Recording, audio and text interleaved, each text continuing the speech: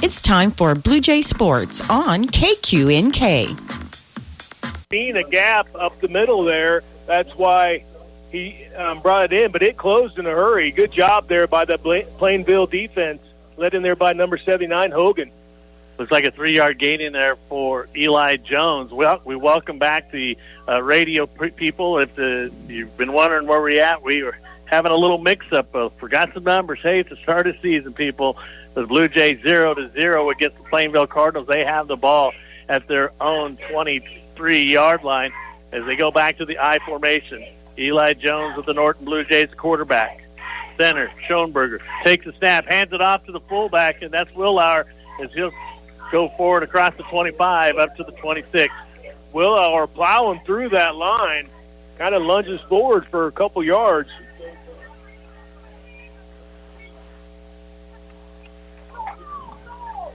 That's going to put it at 3rd and 4 to go with 7:30 left here in this first quarter. Blue Jays have been slowly getting 2 and 3 yards. They're surely wanting to get it up to at least the midfield so that they can maybe air this ball out a little bit as they use Hauser as the receiver. Back to the I formation. It's going to be given back to Backman. Backman trying to get outside. Almost had one tackle broken as he was trying to spin out of it.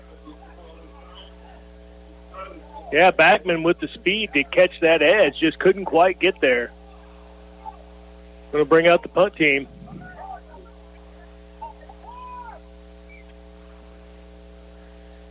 Fourth and 3 for the Blue Jays as they bring in the punt team.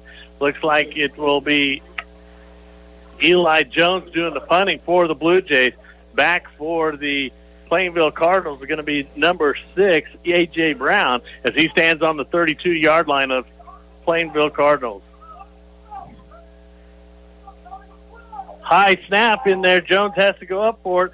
Gets a nice high kick. Boy, that's high. And they're going to call fair catch in there. And it's going to be covered by the Blue Jays. As he called a fair catch, goes right through him. And on that recovery, number 3 for the Blue Jays, Weigel. He gave plenty of room for him to catch that, but when that went through his hands, he went for the ball. Blue Jays are going to have nice field position at the Plainville 34-yard line. 6:06 left here in this first quarter. 0-0 is our score. Blue Jays come back out on the offensive side. 1st and 10 from the Plainville 34-yard line.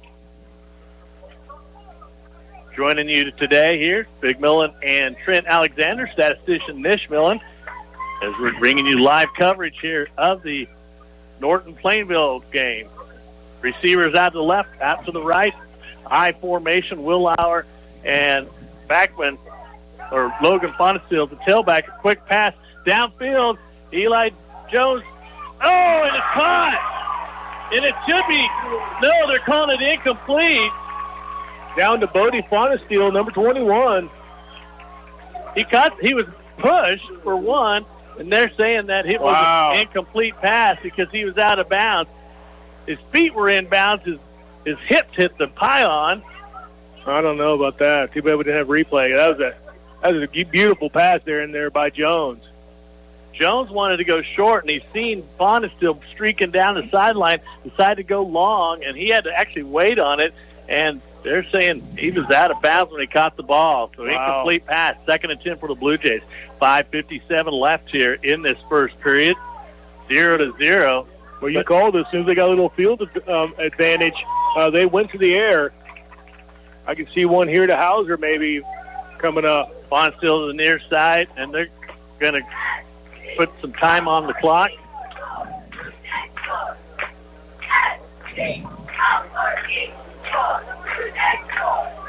All right, well, they go back.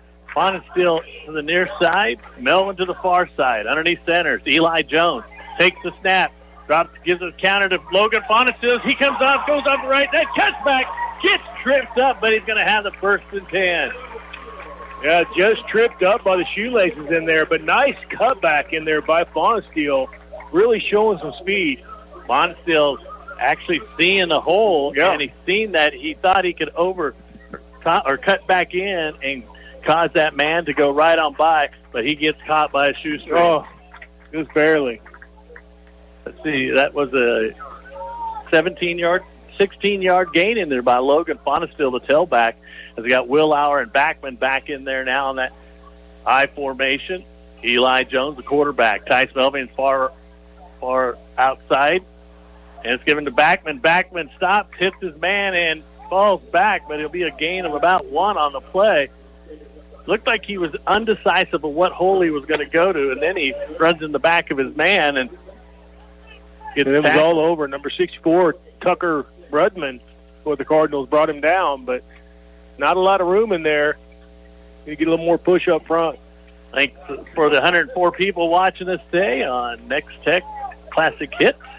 As we're here 0-0, 4:50 left here in this first period. Blue Jays with a 2nd and 10 situation on the Cardinal 18-yard line. Shotgun formation. Blue Jays trying to get it downfield. Has a pass, and Jones incomplete. His intended receiver was Backman. Backman slowed up a little, but I don't think he thought it was going to him. 3rd and 10 for the Blue Jays. See if they go back to that counter move, Trent, to see if they can get the counter to work again, as they've had a couple nice little runs off the counter.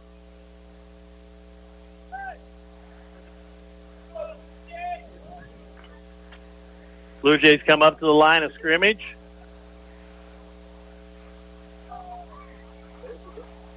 Underneath center, Eli Jones takes the snap. And it's a counter move. It is a pass in there to the fullback, Will Auer. Will Auer still on his feet. He's going to get up to about the 6-yard line. Should be enough for a 1st and 10. And Will Auer showing some soft hands over there, catching the ball and then getting right upfield. They're going to call it 1st and 10. 1st and goal from the 7-yard line. Nice catch by the fullback, Logan Will Auer.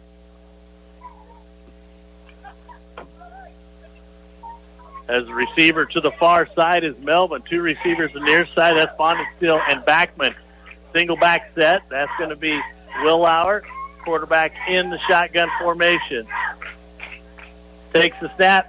It's going to be a draw given in there to Will Auer as he fights his way up to across the 5 and up to about the 2. Yeah, Will Auer just kind of lowered his shoulder and bulldozed his way through there. Get those tough yards up the middle. Now they're going to hurry up offense in here. And it's going to be Jones as he gets across the goal line for the Blue Jay touchdown. Eli Jones with the 1-yard run. He actually stopped. He did, yeah. He couldn't get the center to go forward, so he just stopped went in behind the guard, the right guard, and gets the touchdown. It's going to be Eli Jones, the extra point. 4:02 as the Blue Jays score first here in this first period. Tice Melvin, the holder. The snap, the kick, the hit up, and good as the Norton Blue Jays take the lead. Plenty of leg there, too. Should have seen them when they were warming up. Wasn't that pretty? That was pretty. That one down there was. That's right. Blue Jays take the 7-0 lead. It's aided by a fumble on a punt as the Blue Jays recovered on the 36-yard line of Plainville and take it to 36 yards for the payday and making it 7-0 with 4:02 remaining here in this first period. I'd like to thank our sponsors, the Sportscaster sponsors this year, Fit to Go, United Northwest Federal Credit Union, Ingalls Sales and Service, Cowpoke Supply, Iron Insurance, Norton County Hospital, New Age Industrial, Roy Sales and Service, Moffitt Drug, Farm Bureau Financial Services, Norton Auto Supply, Cole Family Eye Care, Clydesdale Agronomy, Dr. Shirk, Next Tech, Natoma Corp Manufacturing, Boxler Insurance, Jamboree, Norton Sports Center, Dr. Krizik, Sanders Furniture, Mates and Miller, Sonic, Sanders Construction, and First State Bank. If you get a chance, please thank them for bringing you coverage of Blue Jay sports all throughout the year here. not just this game. It is all year long that they will bring coverage for you here in Norton.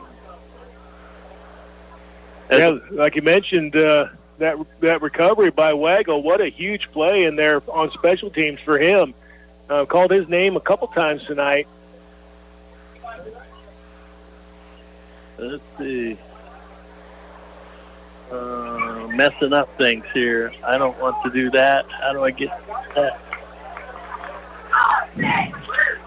That was a good series out of Logan Willauer, also showing some great spirit down there, getting those tough yards up the middle. Hey, you know, we talk about, Trent, the depth of the Blue Jay team. A lot of young kids out there. One of the skill positions that are lacking is in running back. Back when the starter there, but the senior, Logan Fonfield, he did one carry for 16, 17 yards. So great depth in there as far as I'm concerned. Yeah, absolutely. And then, like I said, the pass, that probably should have been a touchdown over there. Of course, I'm not down the field, but made a great catch down there for a potential. So downfield threat as well. As the Blue Jays lead 7-0, 4:02 left in the first quarter.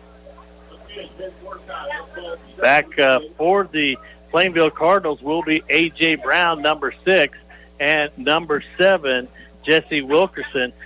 These two are seniors, and we've called their name for many years here, 2 or 3 years for sure, Trent. Yeah, absolutely. And it's going to be another high kick in there as the the Cardinals will recover it at the 40. I don't know if that's planned. He's getting plenty of foot underneath it, but, you know, it is keeping it away from Brown and from Wilkerson. The playmakers. Yeah, absolutely. So defense could stick them here. Could put some good field advantage in there for the Blue Jays. So 1st and 10 for the Plainville Cardinals at the Cardinal 40-yard line. Again, 4:02 left here in the first as Norton Blue Jays lead 7-0.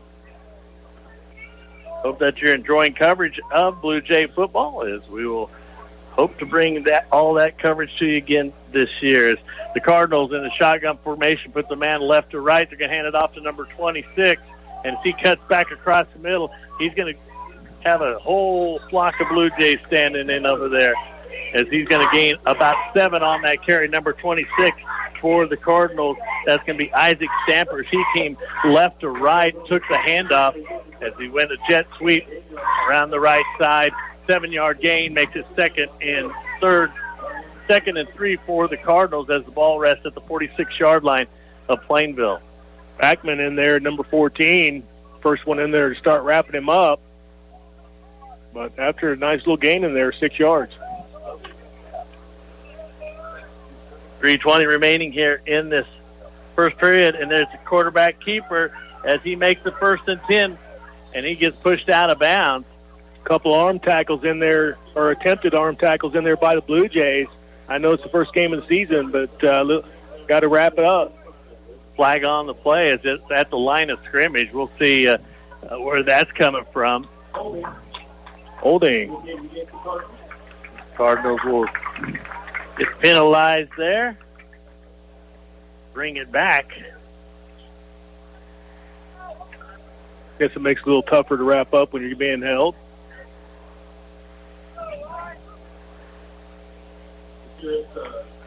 Cardinals continue to kind of shoot themselves in the foot here after a nice first down run there.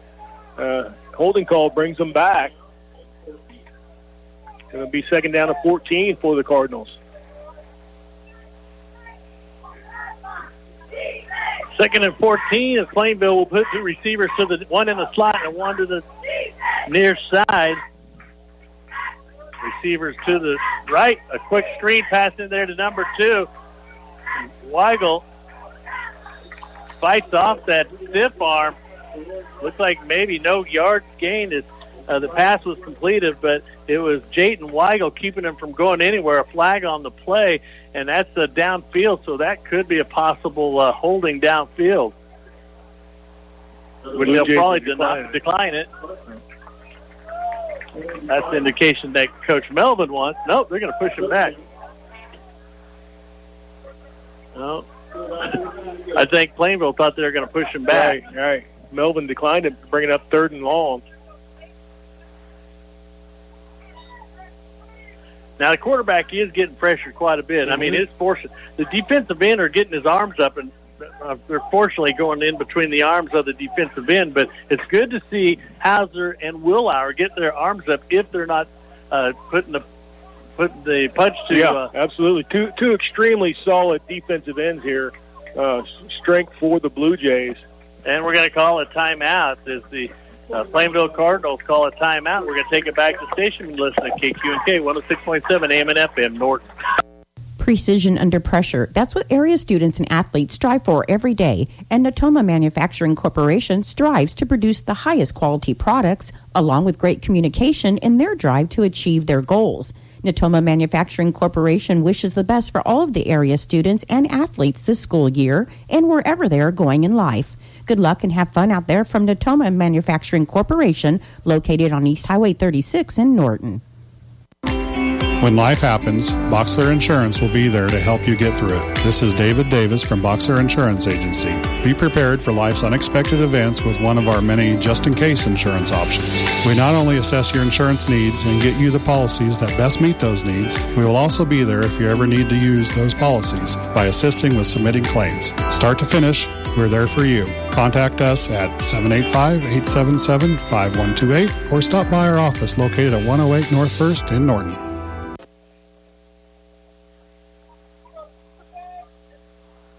Welcome back to Dick Boyd Stadium, Travis Field, as the Norton Blue Jays lead by a score of 7-0. 2:41 left here in the fourth quarter. Plainville taking a timeout. Trent, I don't know if you know this, but the Plainville coach is a new coach this year, Alex McMillan. He comes from an 8-man school, so I was kind of wondering how much they were going to use speed in there, because 8-man is pretty quick, but it looks like they've got a good offense. They're just shooting themselves in the foot as they take a quick snap. And it's Willauer out there trying to bring that down the tailback as it's pitched out to him to the right. Willauer was right on his hip the whole time. Jesse Wilkerson with the carry as they gain about 1 on the play, making it 4th and 14 is what they're going to call it. Maybe there's no gain is what they're going to call it. What an athletic play there by Willauer. Kind of sniffed that play out, was behind the play. But that first step of his is so quick. He caught up to him and was able to do a solo tackle there for no gain.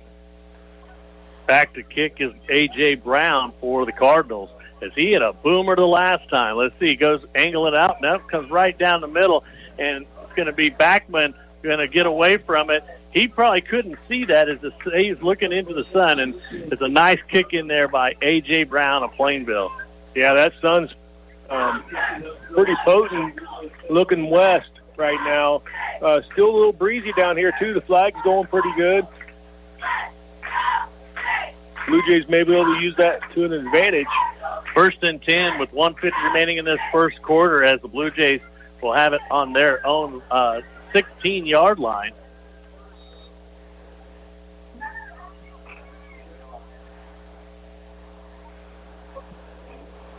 As the Blue Jays will split Tice Melvin, number 1, out to the far side, and into the near side is going to be Bodie Fonenstiel, and in the slot is going to be Tyler Backman. One back set, shotgun formation for the Blue Jays. As they put Backman into motion, as they hand it, Eli.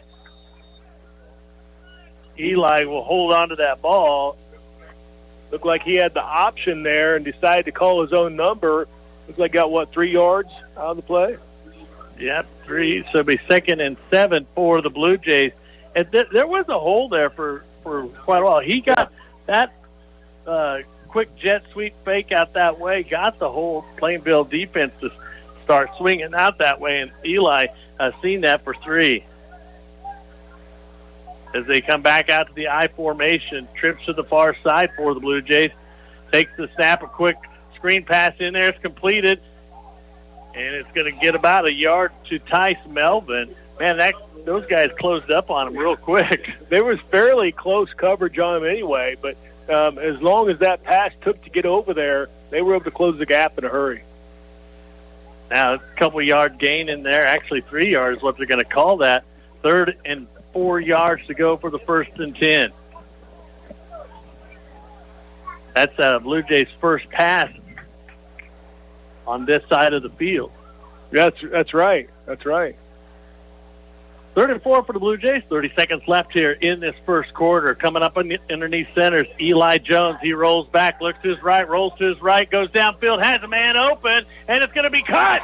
And they're going to say it's a good one as he goes out of bounds. Tice Melvin gets both feet down, and you only need 1 foot in there. So what a nice catch in there by Melvin. Kind of looked it in over his shoulder and brought that ball in. But like I said, nice pass from Jones as well. 21-yard pass completion for a 1st and 10 for the Blue Jays. And, as the wind changed, you see the flags, Trent, and that ball was getting pushed in there. Yes. And so that's why Tice had to probably run just a little bit farther than he probably wanted to, able to get those feet down, and it was a 1st and 10 for the Blue Jays. Blue Jays now at their own 44-yard line, shotgun formation. Jones looks to his left and looking for receiver, has a man wide open, and that's going to be Tice Melvin again as he tries to spin out of it, and he gets it up to the 18-yard line of the Plainville Cardinals. Is that just me, or does that look like a frozen rope to you? Well, I mean, that ball had some speed behind it. He was going clear across field. 38-yard pass completion from Jones to Melvin, and it didn't look like he was breaking out there, but the safety didn't get over there in time, and Melvin turned on the jets, and Jones seen him and got it down there to him. 38-yard pass completion, 1st and 10 for the Blue Jays at the Plainville 18-yard line. That's going to be the end of the first quarter. Norton Blue Jays 7, Plainville 0. Happy Labor Day from your Jamboree, on sale this week. 80% lean ground beef, $3.98 a pound. Boneless, skinless chicken breast, buy one, get one free. Sweet onions, 98 cents a pound. Red or green seedless grapes, $1.98 a pound. Select varieties Frito-Lay Lay's potato chips, 2 for $5. And select varieties Tombstone pizzas, just $3.98 each. Enjoy these savings and more this week at your Jamboree Foods with locations in Norton and Hill City. The power of the bear, the stealth of a cougar, and the endurance and strength of a Mustang. That's what you'll find in the ATVs and UTVs at Norton Sports Center. At Norton Sports Center, you can find just what you need, and they know how to care for them when you need service. Give your hunting an edge this year when you know you can trust the ATV or UTV that will get you where you want to go. Find your advantage at Norton Sports Center, located on West Highway 36 in Norton, or give them a call at 785-877-5452.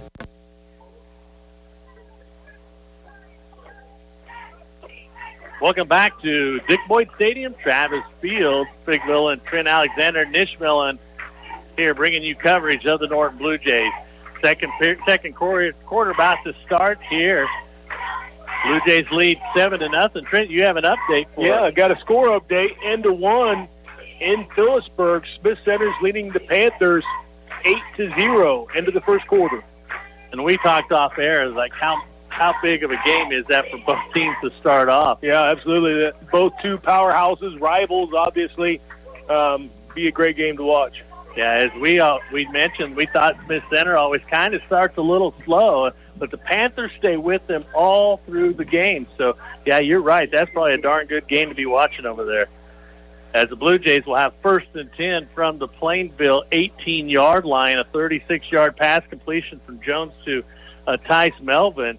And I'll bet second half that they're going to be covering Melvin and then I'll open up Hauser. They might be putting one over the top on Melvin. Melvin's getting behind the coverage back there, so they're going to have to do something at halftime to get him covered. Blue Jays leading 7-0 as we have the start of the second quarter. Must be still in wrestling mode. Right. Yeah, 8 months ago. Well, not quite. 6 anyway. Yeah. As the Blue Jays come up the line of scrimmage, they will have Bonesteel to the near side, Melvin to the far side. Jones will come up underneath center. I formation, Will Auer and Backman in the backfield. And we're going to have whistles. Legal procedure on the Blue Jays is that's going to be their first penalty. It's going to make it now 1st and 15 for the Blue Jays. Going to put it on the 23-yard line of Plainville. I think Melvin's got the juices, adrenaline going down there. Just wanted to get off the ball a little quicker. As they will keep that same formation. back to the I formation. Eli comes up underneath the center, takes a look at the defensive line, pitches it out there to Backman. Backman has a blocker, going to try to cut it back out, but he's going to stay in behind his blocker. He'll get the 5 yards back and a couple more. Yeah, Willauer leading the way there for Backman. Could be a pretty good duo there for the Blue Jays. Gain of 6 on the play. If we could have broke that out, I think we could be seeing another 1st and 10 for sure, but 2nd and 9 now for the Blue Jays. 11:28 left in the first half. They're going to put Melvin to the near side this time. Fawn is still the far side. Still the same backfield as Willauer and Backman. Underneath center is Jones as he hands it off to Willauer. Willauer crosses it out to the side, tries to get up to the goal line. He's going to be brought down about the 2-yard line.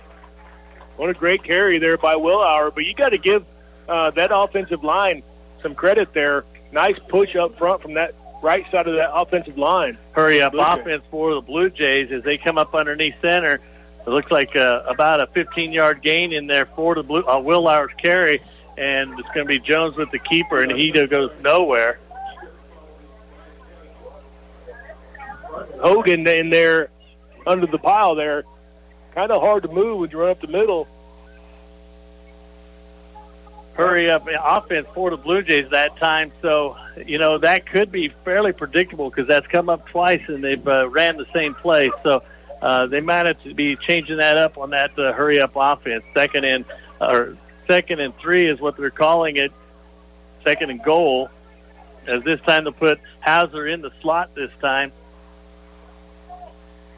I formation. Eli Jones comes up underneath center, takes the snap. Counter in there by Backman. Backman reaches out, and he gets the touchdown. As he spun, he threw that arm out there, and that's usually not an advisable thing, right, to throw that ball over the end zone, but it is a touchdown regardless. 3-yard run in there by Tyler Backman. Nice push up front. Ran right through that right guard position. Colton Stover moving his man out of the way, giving some room there for him for the running back to get through.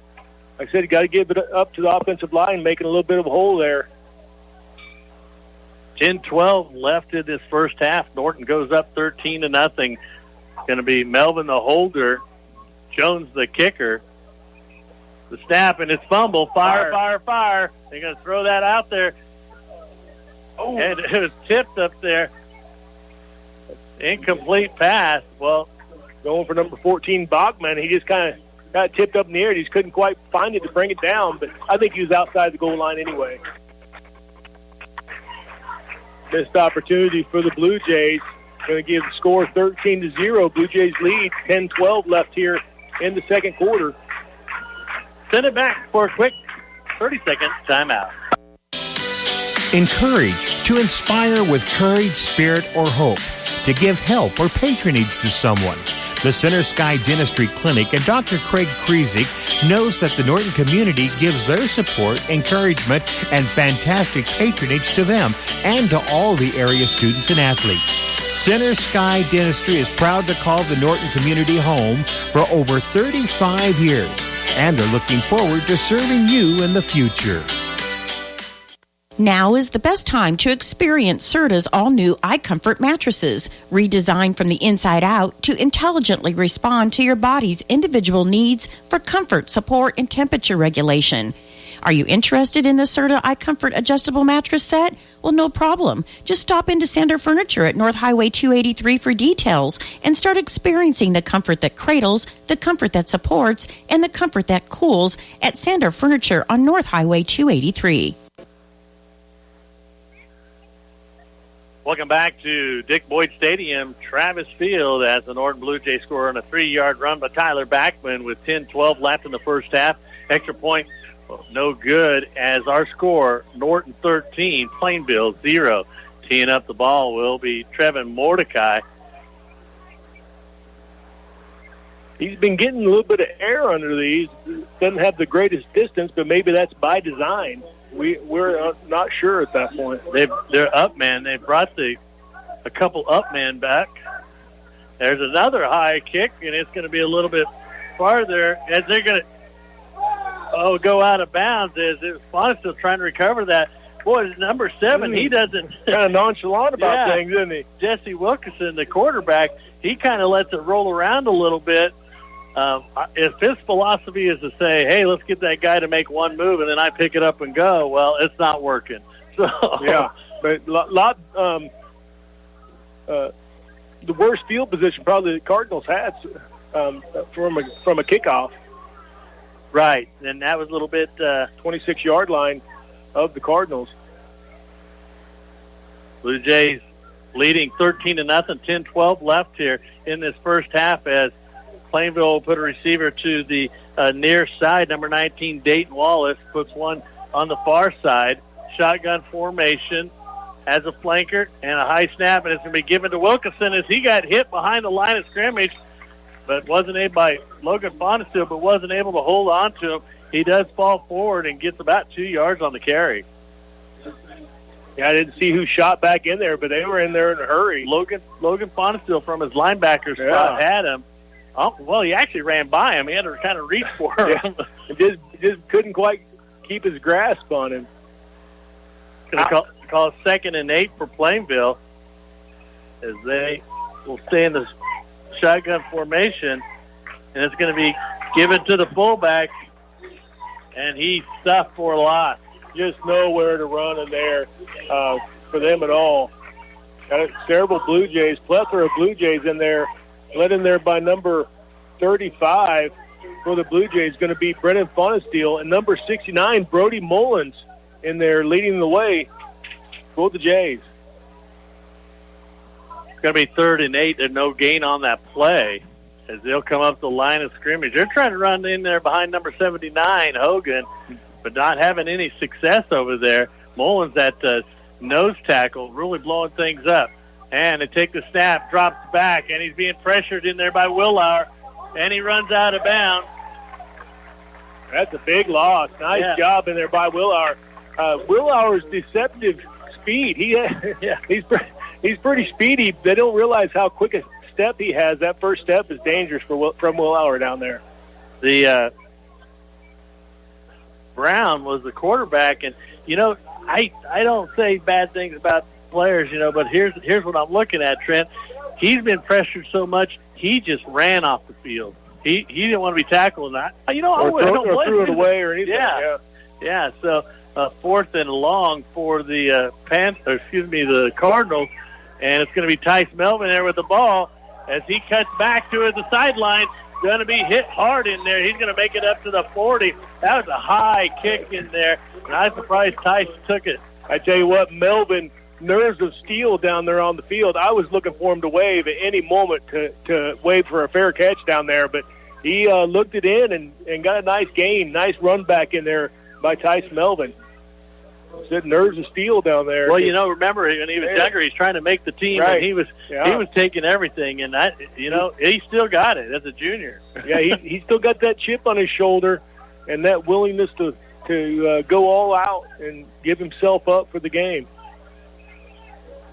1st and 10 for the Blue Jays. This is their best field position after a punt, and it's at the Cardinal 41-yard line. Back to the shotgun formation for the Cardinals, for the Blue Jays.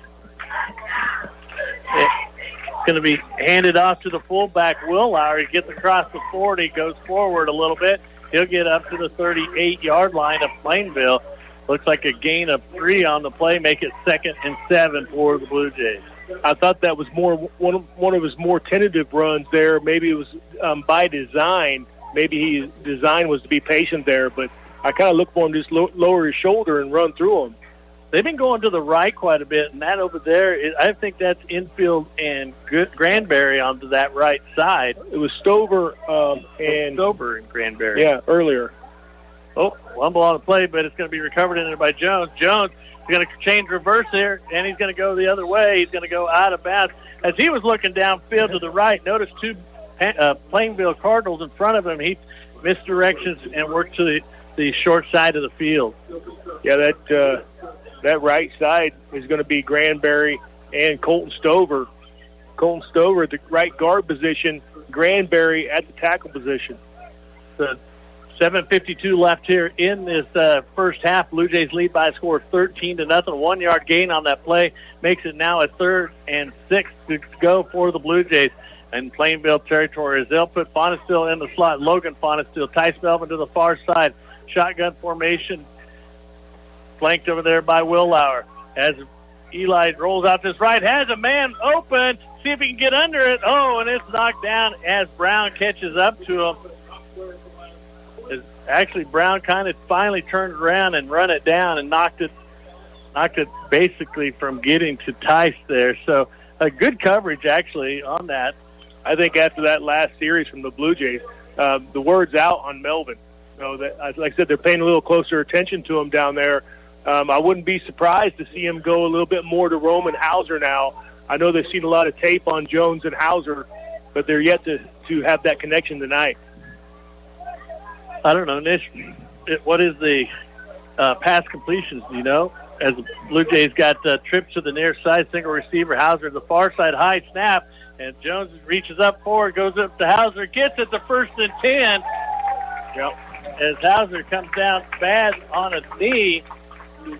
That's the connection we were looking for. So deadly last season, but Hauser coming up limping. Hate to see that. He's such an instrumental part of this offense and defense, and defensive end as well. He came up limping, but he's running it off. The thing about that is that he came in, he went up for a high pass, and the defender kind of swiped him took his feet out from underneath and landed a little awkward. He's going to try to walk that off, but that's a first pass completion from Jones to Hauser.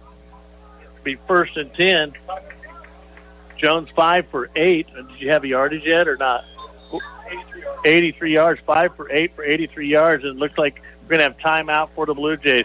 7:24 left in this first half as the Blue Jays call a timeout, and Norton leading this 13-0. Taxes. The word not only conjures up the feeling of dread, but suddenly feeling overwhelmed, overloaded, and confused? Defeat the tax work burden. See Mapes and Miller LLP in Norton. Mapes and Miller LLP is your guide in understanding the ever-changing world of taxes. Find your tax team at Mapes and Miller LLP on East Highway 36 in Norton, or call them at 785-877-5833. Make your tax status a happy one when you team up with Mapes and Miller LLP.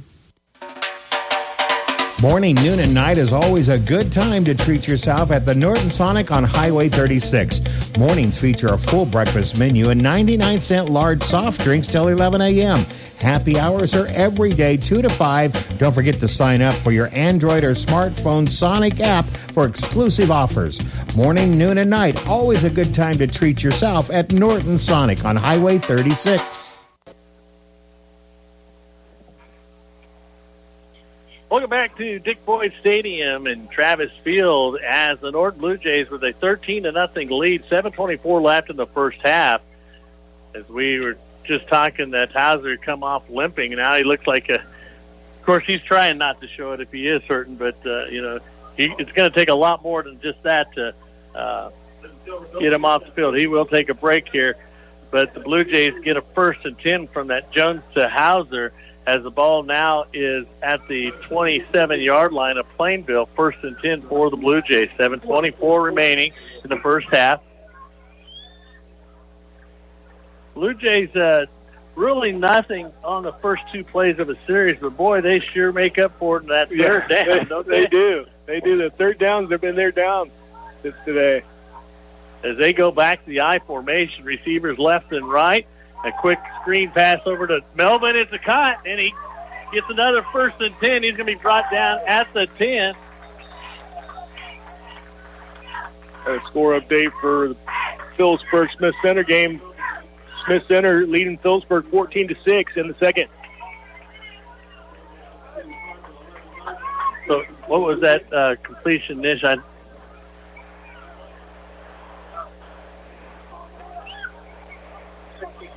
16-yard pass completion. It's just a yard shy of being 1st and goal. Ball rests on the 11-yard line. 7:14 left here. Nice screen pass in there to Melvin. Melvin kind of got tangled up with Stamper, and they're going to pull Melvin off of the field for a play and a counter move in there. And no room. Hogan down there with the tackle, but he came up saying something, got unsportsmanlike. Yeah. Hogan, with a good tackle for loss there, must got up and said something that they didn't like. That holding guard was just a little bit late on that play, and as Willauer was trying to follow his block, and Hogan, and he's a big guy. They don't have his weight, but he's probably 275 down there. I was thinking 280, yeah, 275, 280. Probably 6'3", 6'4", 6'2". 6'3" at least, yeah. So that will give it the 5-yard half the distance. Is that what they're calling it? It would have been a 15, so half, yeah. Yeah, so it's going to be first and goal at the 5-yard line or the 6. I don't really know where they got it the 6-yard line, as they're going to have Logan Bonesteel flanking to the right side of Eli Jones, and it's going to be given to Bonesteel. Bonesteel staying up on his feet as he gets across the 5. He carried a couple of players there. He did. Nice job of keeping his feet moving down there and just dragging players along with him to gain the couple yards that he did. Willauer come out that time, and he would must have got a little stinger in there and brought him out to give him a little rest. 6:28 left here in this first half, 13-0, as they'll send Dominic Balling out to the far side, 2 twin receivers to the near side, Bonesteel and Melvin. Shotgun formation, and it's going to be Jones with the carry. Yeah, just number 1, Puckett was all over Jones there. No room for Jones to run at all. Might even be a loss on the play. Kind of a slow developing play as well. But that happens when you got 2 or 3 defenders trying to drag you down. As they'll bring Backman back in, it's going to be 3rd and 6, third goal for the Blue Jays. They're trying to bring, I believe that's the original starters out there. Well, Balling's in there for Hauser, so they're going to set Brendan Bonesteel out to the far side also. Twins to the left, twins to the right. Shotgun formation. Backman, he flanks the right side. Jones looks to his left, comes across, and it's going to be a touchdown. Bodie Bonesteel as he cuts inside for that slant for the touchdown. 6-yard pass from Jones to Bonesteel. That was a bullet in there from Jones, too. He's really been on target tonight and showing some speed on that ball as well. The Blue Jays go up 19-0. Let's see if they go for 2 points this time.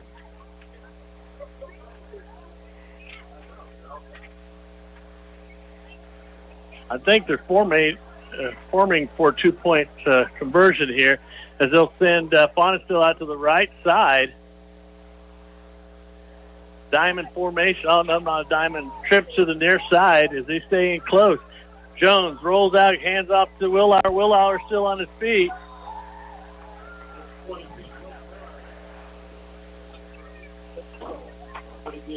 No good on that 2-point conversion, as the Norton Blue Jays score on a 6-yard pass from Jones to Bonesteel with 5:20 left here in this first half. Hail no. Here's some damage, there's some damage. Everywhere you see some hail damage. If this is the case after the recent storms, it's time to give me a call. I'm John Sanders of Sanders Construction Incorporated, and I have 10 years experience in repairing the damage that Mother Nature brings with wind and hailstorms. Whether you have damage to a shingle or metal roof, siding, or seamless gutters, Sanders can fix, repair, and replace Mother Nature's worst. I'm licensed and insured, so don't stress about the mess. Give Sanders a call. 785-202-0315. Again, that's 785-202-0315. At First State Bank, they pride themselves on offering a wide range of services tailored to meet your needs. Need a loan for a new car? They got you covered with competitive rates. Want a savings account for a child's future? First State Bank will make that easy for you. First State Bank has a commitment to their customers and believe in building long-lasting relationships. They promise to take the time to understand your financial goals. Experience the difference of banking with a trusted friend. First State Bank, with locations in Norton, Plainville, Hill City, and Hoxie. Member FDIC.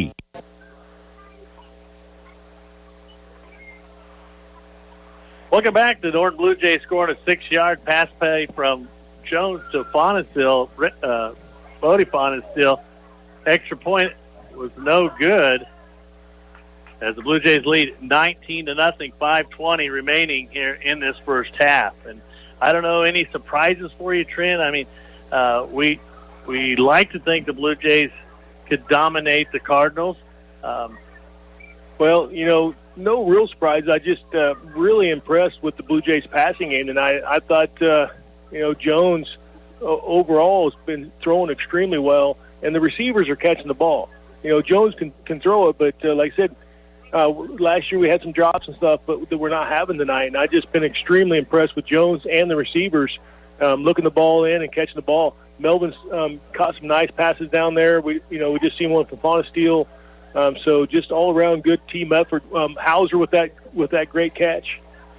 So yeah, I'm very impressed so far with the Blue Jays passing game. Mordecai, the kicker for the Blue Jays, as he gets a little bit more and more on each one, as he's going to make that guy go back, and it's going to go out of bounds at the 15-yard line. And I think we see Mordecai kicking a little bit better each time. Getting a little more confidence, isn't he? Yeah, and he's hitting where he wants to go. Yeah. This time, number 7 for the Cardinals, Wilkerson, is kind of letting it go, and it rolls on out of bounds, so a penalty in there for the Blue Jays. We've talked a lot so far about this Blue Jay offense, but, it's 19-0. So the defense been stepping up, doing a good job as well. Good point. Down there on the field. So they're going to take it at the 40. No, they're going to take it. Oh, I thought they were going to kick. Send them back 5 yards to the Blue Jays. I think they're still trying to figure it out. Yeah.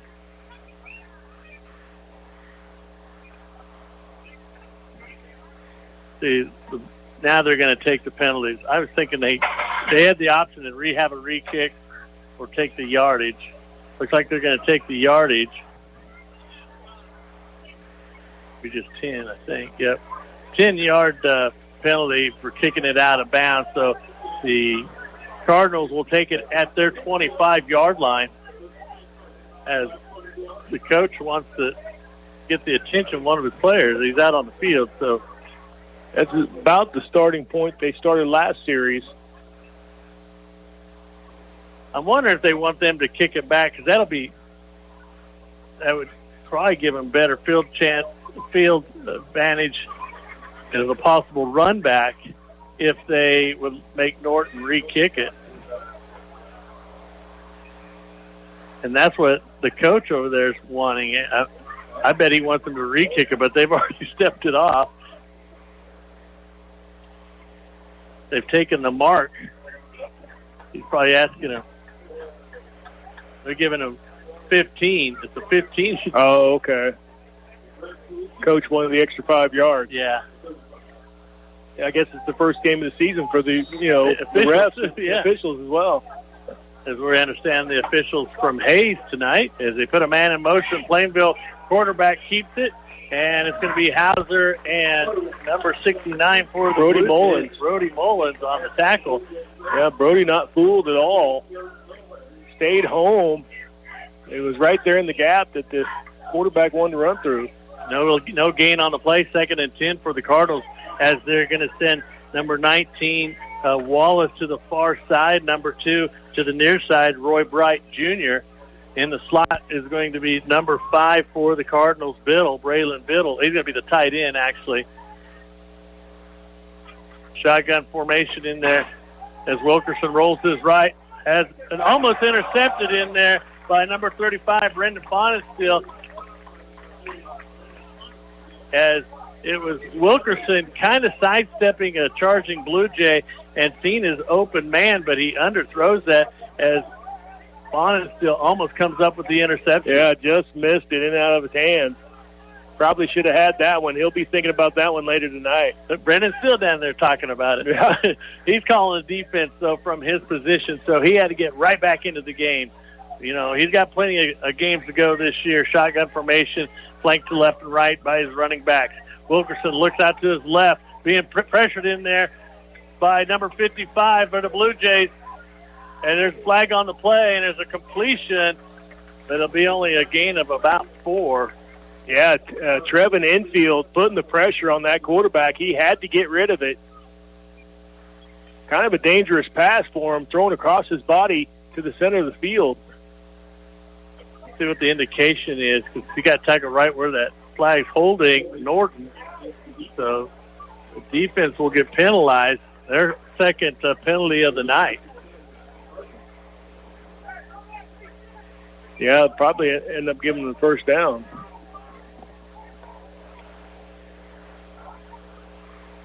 That'll move it up to the 49-yard line of the Plainville Cardinals. 4:23 left here in this first half. 19-0 score. Norton Blue Jays leading the Plainville Cardinals. 1st and 10 from their 49-yard line. The Cardinals huddle it up and put the tight end to the near side here. They split a receiver to the near side also. That's number 26, Isaac Stamper. As they put him motion, he goes right to left. And it's going to be quarterback keep as he goes around the end. Cuts up, has plenty of room to run. As Weigel trying to bring him down, he gets some help in there by Melvin, but not after he gets a large gain in there. It's going to be about a 26-yard run in there by Wilkerson. It ought to be one of their biggest plays of the night. Yeah, well, I almost had to put it in the, finally got over the positives probably. Right. Yeah. Well, kind of a bend but didn't break defense there. Got to step it up here and put some pressure on. 1st and 10 for Plainville in the Blue Jay territory, just off the 25-yard line of the Blue Jays. 4 minutes remaining here in this first half. Shotgun formation in there for the Cardinals as the quarterback looks to the left, has a screen pass, and it's completed in there to Bright. It looks like it's going to be about a 3-yard gain in there. Actually, I thought he was going for the screen, and he went downfield a couple more yards. Yeah, Blue Jay was right there to wrap him up to limit the gain.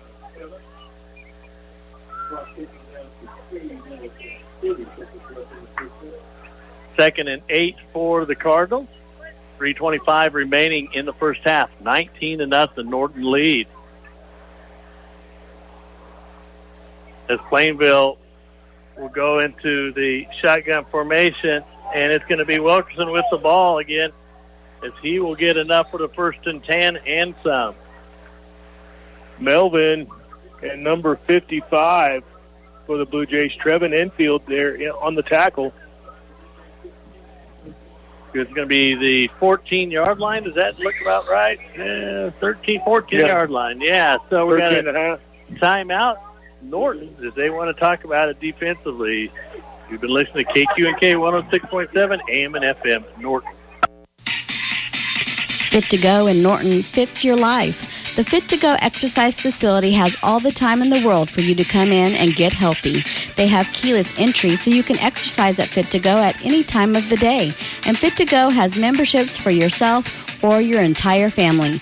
You can call Fit to Go at 877-4306 or see them at 411 East Home in Norton.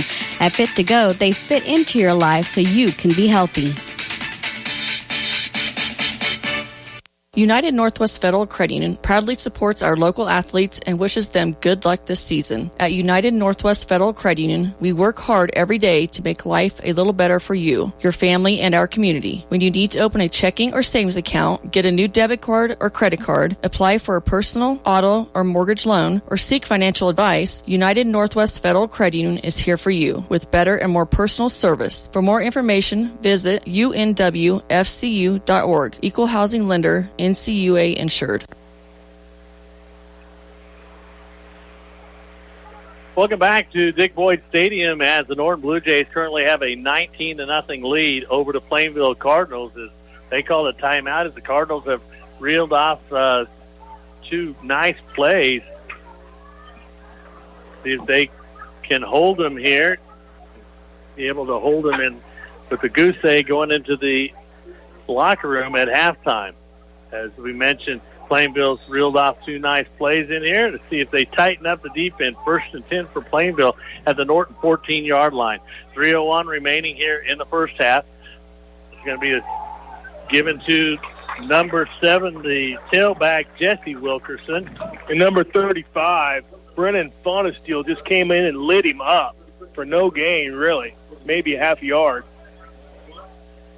Yeah, they're going to give him one, so it's going to be 2nd and 9 for the Cardinals as they bring in another receiver. Bright coming in for Stamper. Yeah, Brennan Fonesteel shot it there. Must have been on a stun or something because came in there and hit him head on.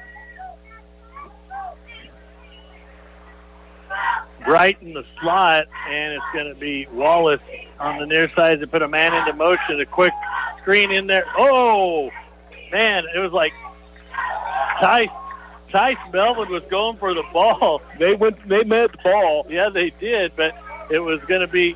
Tice didn't quite come up with it, but he was right there. Wilkerson caught the ball, or did he? Yeah. No gain on the play. Man, actually Wilkerson came up a little bit kind of groggy. I bet. I was really shocked that he hung on to the ball because I said Melvin and him hit shoulder pads and the ball at the same time. So it's going to be 3rd and 9. And, you know, from my perspective of seeing the way the quarterback throws, he throws to the spot, and the guys are supposed to run under to it. They better be there, right? Yeah, so looks like it's going to be timeout at Plainville as they couldn't get the signal from the sideline. Got a score update for you. It's 14-6. Smith Center leading at half at Phillipsburg. Still a good game over there. Yes, Like I said, that's one-score ball game there at Phillipsburg. 2 new coaches over there. Of course, the new coach for Smith Center's been there 31 years. Mike, boy, it just left me all of a sudden. Mike Rogers. Okay. Mike Rogers. Okay, yeah. Mike actually played for the Smith Center Redmond and went on to play at KU. He was a member of a state championship team, and I believe they won that state championship 3-0 over Rossville, I think, back in that day. So on field goal was the only point scored in the state. But new coach over there at Smith Center, he's been there 31 years, and then the new coach over there for Phillipsburg, Ross Coombs, who was at Hoisington. Ross is a native of Phillipsburg, played for Phillipsburg. I believe that they had a state championship too. Yeah. So Ross doing some stuff, and you got to thank Hoisington, some of their plays. So as we come back into regular time here, as Plainville will put a receiver to the near side, one to the far side, Wallace and Bright. Shotgun formation. Brown guiding his back, Wilkerson to his left. And it's going to be drop back pass. He throws down the middle, and it goes in and out of the hand of Wilkerson, I believe. 5. Biddle. Nice coverage in the backfield by the Blue Jays, though. You got to give it up back to the guys back there, led in there by Backman and Melvin. Trent, I'm going to give credit where credit is due in a sense, is that the quarterback, Brown, has been fighting the snaps all night. Yes. That takes one step away from him. So if they ever got a nice snap, he could maybe be full-fledged. As Biddle's going to line up for field goals, it looks like about a 28-yarder, and it's going to be off to the right. No, they call it good. It looked like it was to the left, actually. So Plainville gets on the board with a 28-yard field goal in there by Biddle. making our score 19-3. 1:14 left in this first half. You've been listening to KQ&K 106.7 AM and FM Norton. Are you looking for a good used vehicle for yourself or your kids? Ingalls Sales and Service has a large selection of really great quality used cars. Or if your present car needs a good going over, Ingalls will give it a full service and check for any possible problems to make sure that your vehicle is in top running condition. Ingalls Sales and Service is located at 209 West Lincoln in downtown Norton. Call 785-877-3391 and schedule your vehicle checkup today. Cowpoke Supply in Norton has everything you could need for any building, remodeling, painting, plumbing, or do-it-yourself project needs. Come in and see everything they have to offer, from farm and ranch supplies to saws and drills. Cowpoke has a great selection of paint, nuts and bolts, nails, screws, lumber, light fixtures, coolers, boots, tools, large and small, paint and painting supplies, and of course, smiling faces. Find what you're looking for at Cowpoke Supply on East Highway 36 in Norton. Welcome back to Dick Boyd Stadium. Big Millen, Trent Alexander, Nish Millen here, bringing you coverage here on KQ&K and Classic Hits on the internet, as the Plainville Cardinals scoring a 28-yard field goal by number 5, Braylon Biddle, making our score 19-3. 1:14 left in this first half, as the Blue Jays will take their first kickoff return. Back for the Blue Jays will be Tyler Backman and Tice Melvin as they stand on their 5-yard line. Looks like the up man is that Logan Fonestill and Brennan. Is that Brennan over there, the up man on the 30?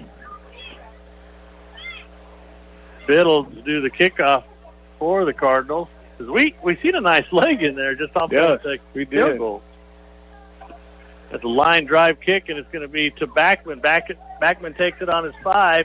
He tries to follow his blockers, comes off to the side. They're trying to strip the ball from him. He'll get up to the 26-yard line, a 21-yard return in there by Tyler Backman.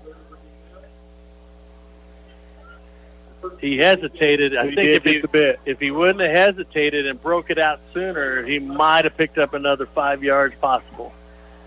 That's speculation on my part. Right. First and 10 for the Blue Jays at their own 26-yard line. 1:05 remaining here in this first half. Norton with the 19-3 lead over the Plainville Cardinals. Open up the season here for both teams in mid-continent play.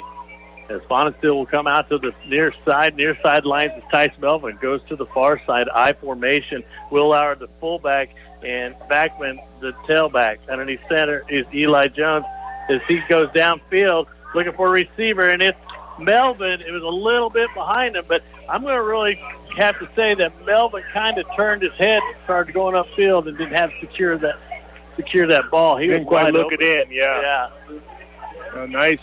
Another nice ball there by Jones. Throwing lights out tonight. And good job by Coach making some good play calls down there on the sidelines. Got to give it up to the coaching staff down there. Well, you got to go and play until they stop it. Right. That's the way old Keep Jim going Byron back to the used well. to do. Let's run it till they stop it. Yep. So back to that I formation. 2nd and 10 for the Blue Jays on the Blue Jay 26-yard line. Underneath center is Eli Jones as he holds on to the ball. He cuts up off tackle as he gets upfield to about the 30, let's call it the 34. Let's see where they mark it. Yeah, 34. He faked it just enough to get a couple extra yards on that run. Hurry up offense. They come up the line of scrimmage, 3rd and 2, 3rd and 3. A counter move in there. Backman gets hit in behind the backfield and goes down. A loss of a yard on the play. Now it's going to make it 4th and 4. That counter was just a little bit slow developing for where they were at on the field. They're going to go ahead and, I believe, they're going to call another timeout. So will we? You've been listening to KQ&K 106.7 AM and FM Norton. Iron Insurance Partners of Norton, Kansas is stronger together and offering to insure what matters most to you. Full service insurance with friendly hometown faces. Whether you're looking for agriculture, commercial, homeowners, or auto insurance, they can help. Stop in at 117 North Kansas or call 877-4016. Open Monday through Friday from 8 till 5. Iron Insurance Partners of Norton, stronger together and offering to insure what matters most to you.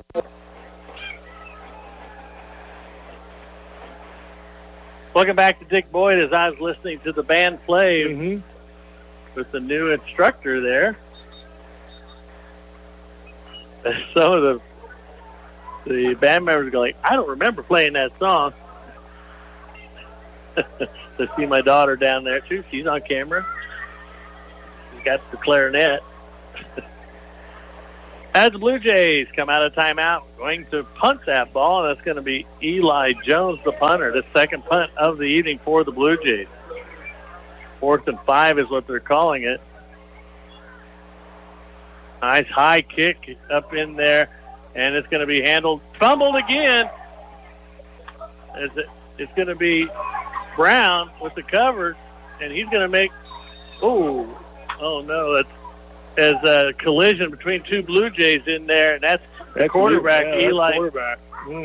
Eli down there on the field in pain on the sidelines as he took a blindside hit in there by another Blue Jay trying to make the tackle. So 1st and 10 for the Plainville Cardinals as they fumbled that kick, but was able to make a nice recovery and a nice run back of about 23 yards. 11 seconds left here in this. It's kind of one of those fluke things here. 11 seconds left, and have something like that happen to your quarterback. I thought he took it on the hip, but yeah, he's still down, being looked at. I think he took a hip pointer in there. I think so, too. Knocked him off his feet. And the good thing about that is that he'll be able to go into the locker room and kind of take a break. Yes, yeah. I might as well take him in now and let him get some extra rest. I doubt he sees the field here. As the Plainville Cardinals will have it 1st and 10 at the 48-yard line of Plainville. 11 seconds remaining here in this first half. 19-3 is our score as they're attending to number 10, Eli Jones, the quarterback. He is up on his feet, but I'm sure it's smart. It hurts. Yeah, he's a tough kid, so you know when he's down for that long, it was a pretty good impact. I think collided with Logan Fauna. So Logan was trying to go down and stop his momentum, and they just collided, blindsided each other. There's a screen pass in there to Bright. That's a pass. That's a live ball. Is right. Yeah. So, and the Blue Jays recognize that. Number 57 for the Blue Jays in. That's Stover, Colton Stover. And was that Brennan Fauna still? That was a backwards lateral as they were going to go downfield with it, but he overthrows his man, and that's going to bring us to halftime with the Blue Jays leading 19-3. We're going to take it back to the station, come back, and we will have some stats for you. Norton County Hospital and Medical Clinics would like to wish our Blue Jays and Huskies the best of luck this school year. Remember to please wear your safety gear properly and stay plenty hydrated. Parents, we want to remind you that our medical clinic is here to keep your athletes healthy year-round. Our physical therapy department is also available to help students perform at their very best. Call the medical clinic at 785-877-3305 or physical therapy at 785-874-2222. Go fight, win, and make Norton County proud. At New Age Industrial, we take great pride in our aluminum products by designing and manufacturing cutting-edge equipment for a variety of industries while maintaining the highest level of customer service.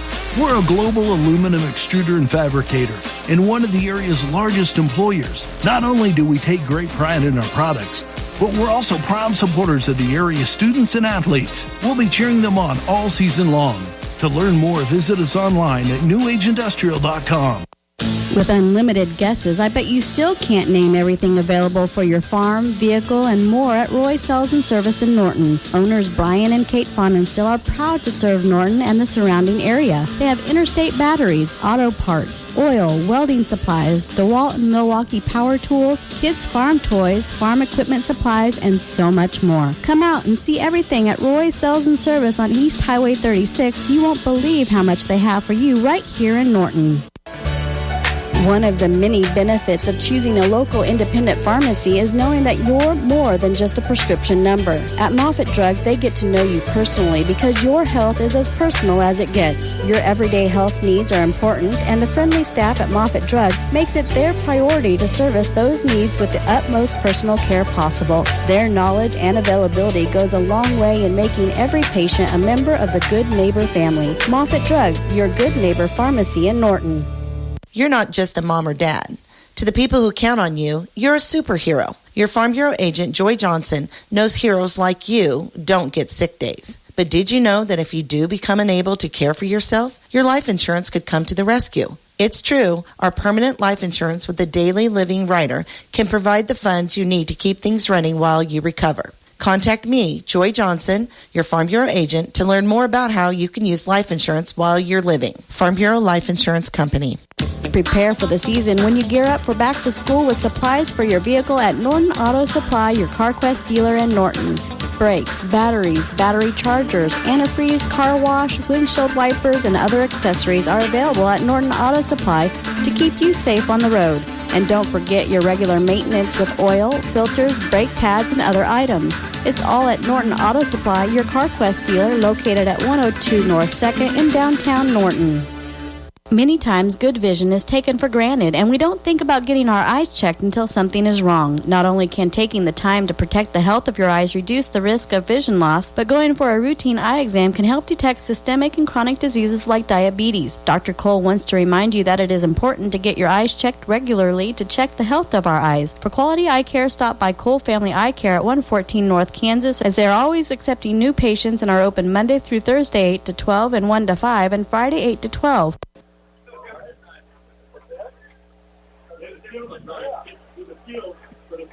Welcome back to the Dick Boyd Stadium, Travis Field, as we're watching a very good performance by the dance team as the band now comes out. So are you ready, Nish? Okay, so we're going to read you off some stats here as we hold on here as I kind of get situated.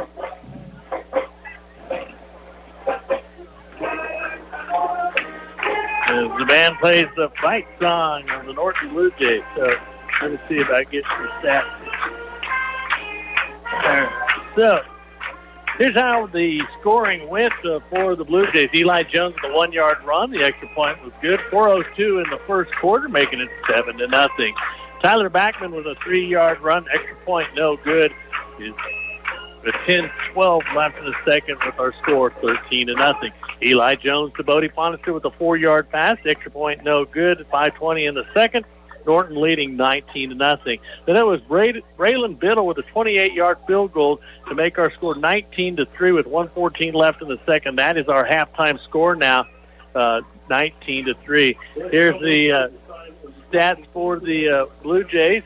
It's going to be Eli Jones passing-wise. He's 7-11 for 103 yards and 1 TD, no interceptions. In the running game, it's Eli Jones, 8 rushes, 21 yards, and 1 touchdown. Logan Willauer, 6 carries for 30 yards. Tyler Backman, 6 carries for 12. Logan Fonestill, 2 for 18.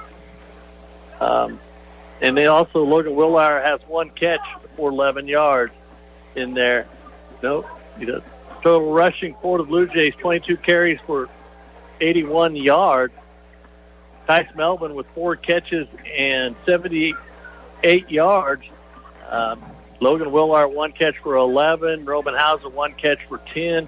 Bodie Fonstill, one catch for 4 yards and a touchdown. Tyler Backman has been thrown to, targeted twice for the Blue Jays. No receptions there. Receiving yards, 103 yards. Total yards for the Blue Jays, 184 yards and 3 touchdowns. No interceptions, 22 rushes for 103 yards. So for the Plainville Cardinals, we've got A.J. Brown, 5 catches for 5 of 9 for -7 yards. That's not good.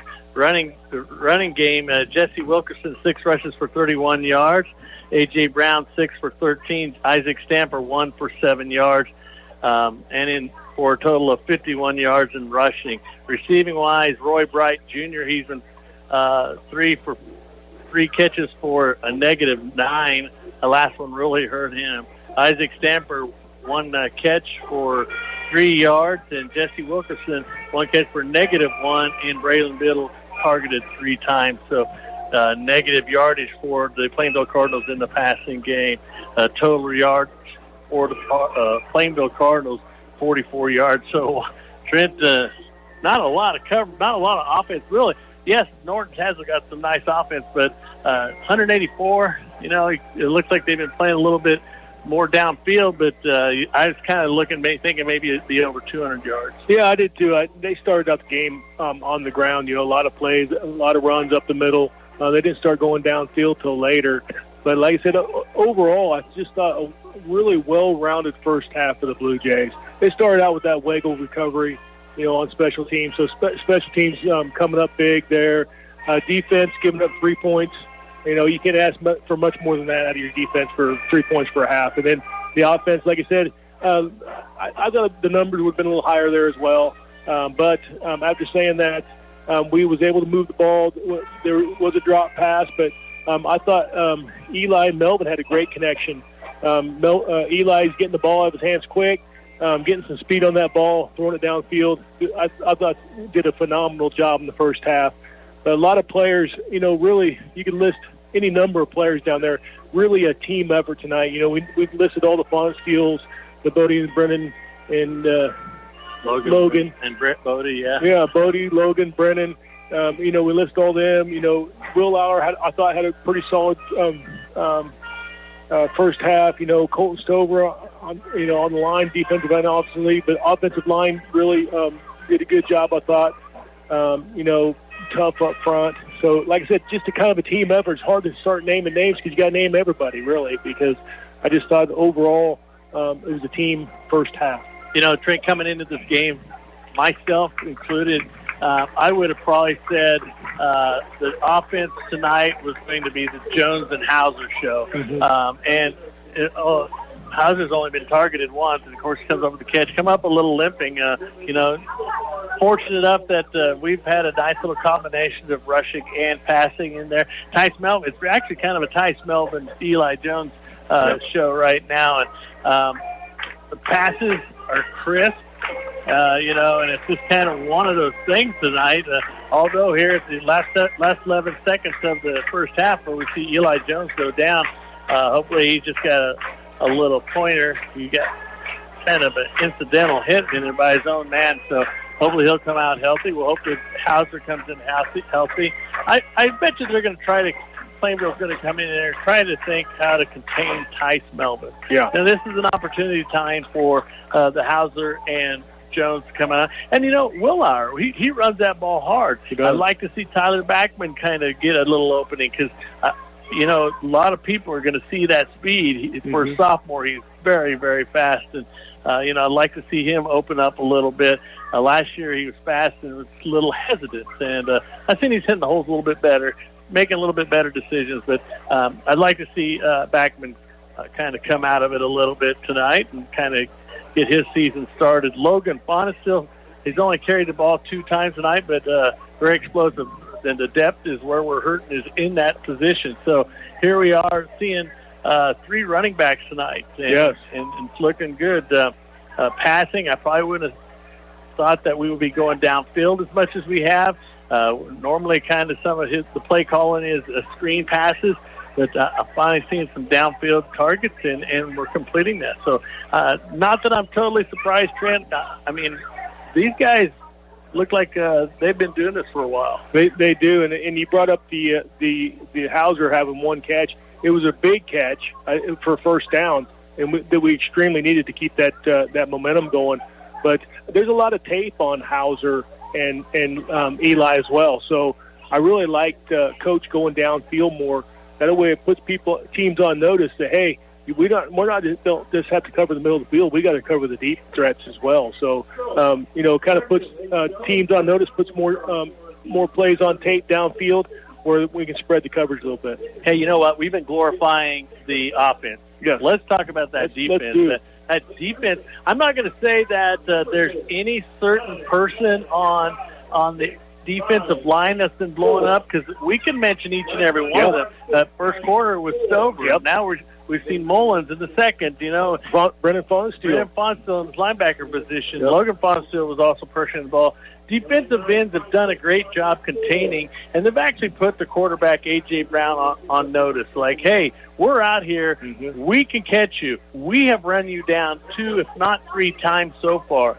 So it's kind of like, hey, this defense is kind of bending, not breaking. Yep. The only points they've given up so far is a 28-yard field goal.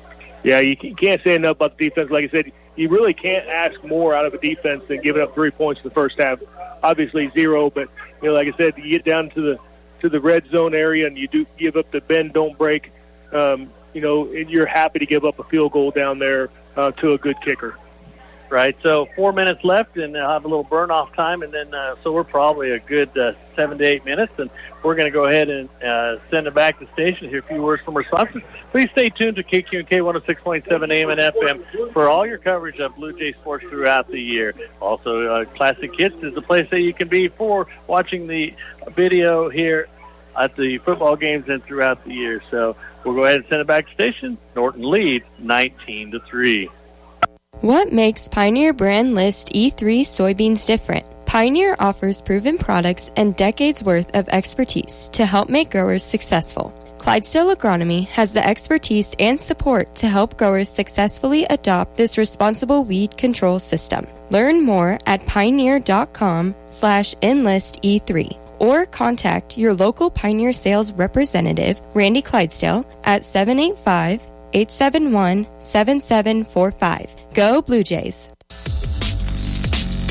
Everyone has a big to-do list nowadays. With a busy schedule, it's easy to forget about yourself. Don't neglect your dental health. Schedule a quick and easy dental checkup with Dr. Shirt. They're open Monday through Thursdays, 8:30 to 5. Call and set up an appointment today at 785-877-2821 or stop in at 205 South Kansas in Norton. Dr. Shirk and his staff are ready to get your smile looking its best.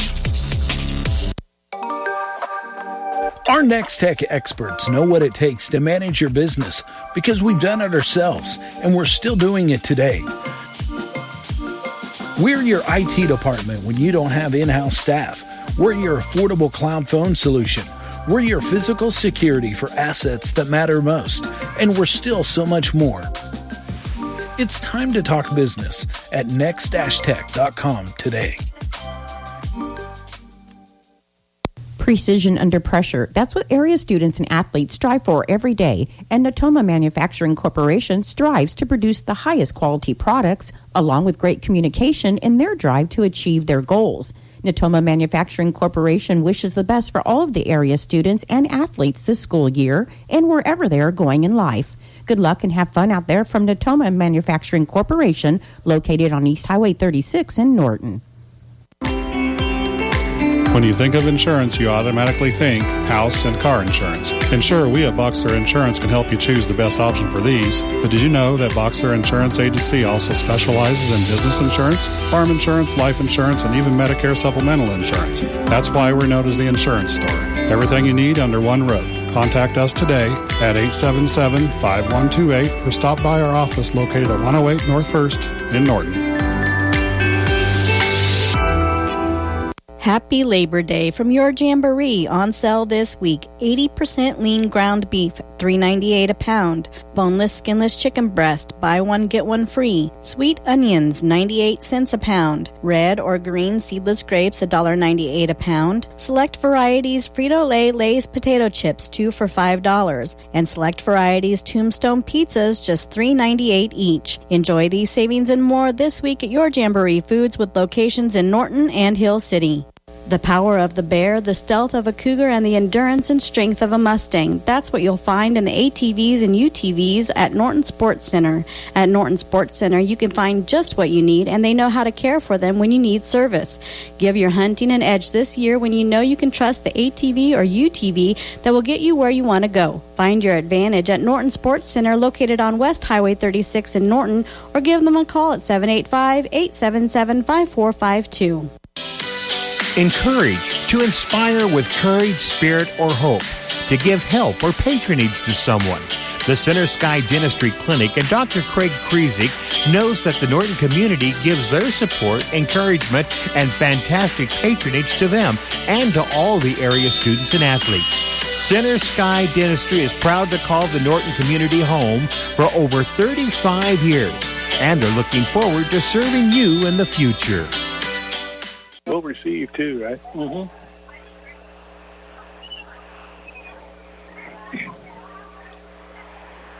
Welcome back to Dick Boyd Stadium, Travis Field, the Norton Bluejays with a 19-3 lead over the Plainville Cardinals. Opening game for 2023 here, and beautiful night. Wind was a little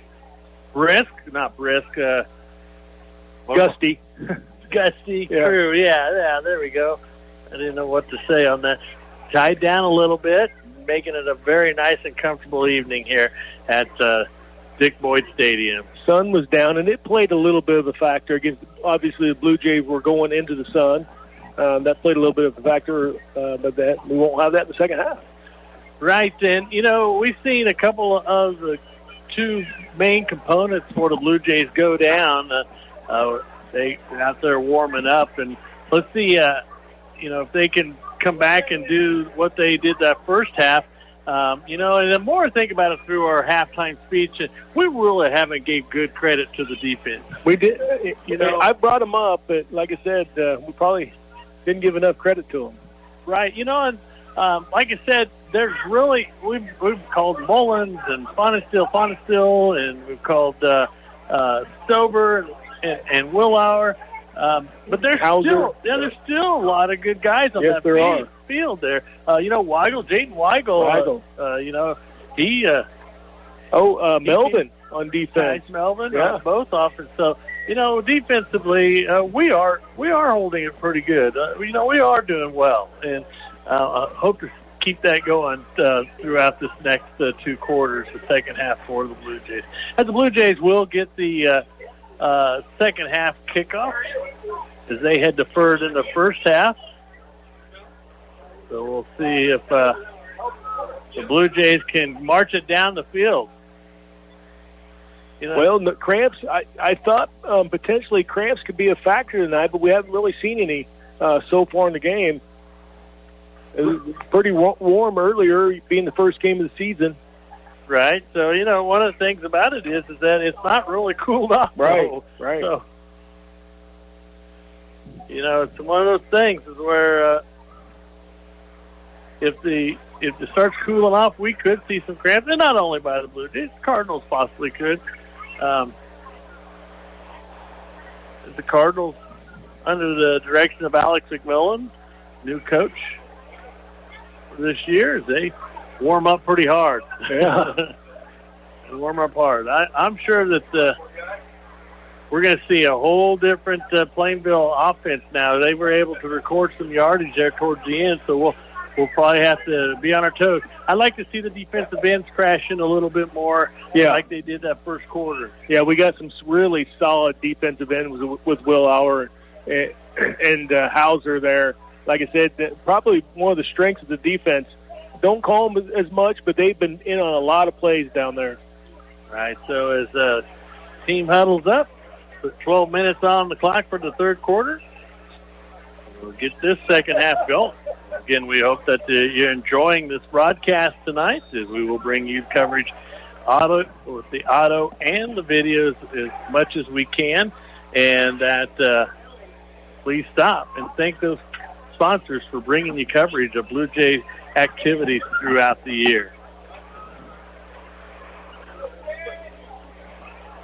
As we'll have the two receiving would be number 14, Tyler Backman, number 1, Tice Melvin. The up man looks like it's going to be Brennan Fonestill and Logan Fonestill. Then we have some more up men. We got number 3, Jayden Weigel up there, number 33, Jarrett Fonestill. Number 6 for the Blue Jays, Dominic Balling. So, Biddle to do the kickoff duties for the Cardinals.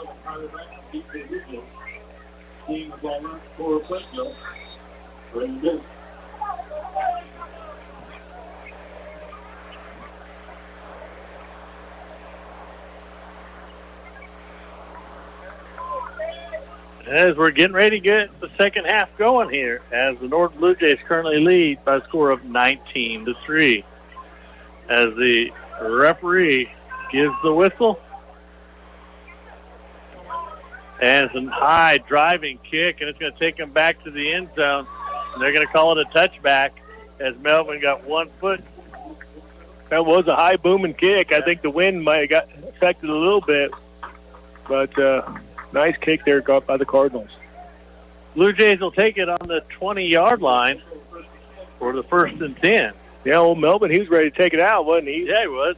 He's always a gamer. He's always ready to play.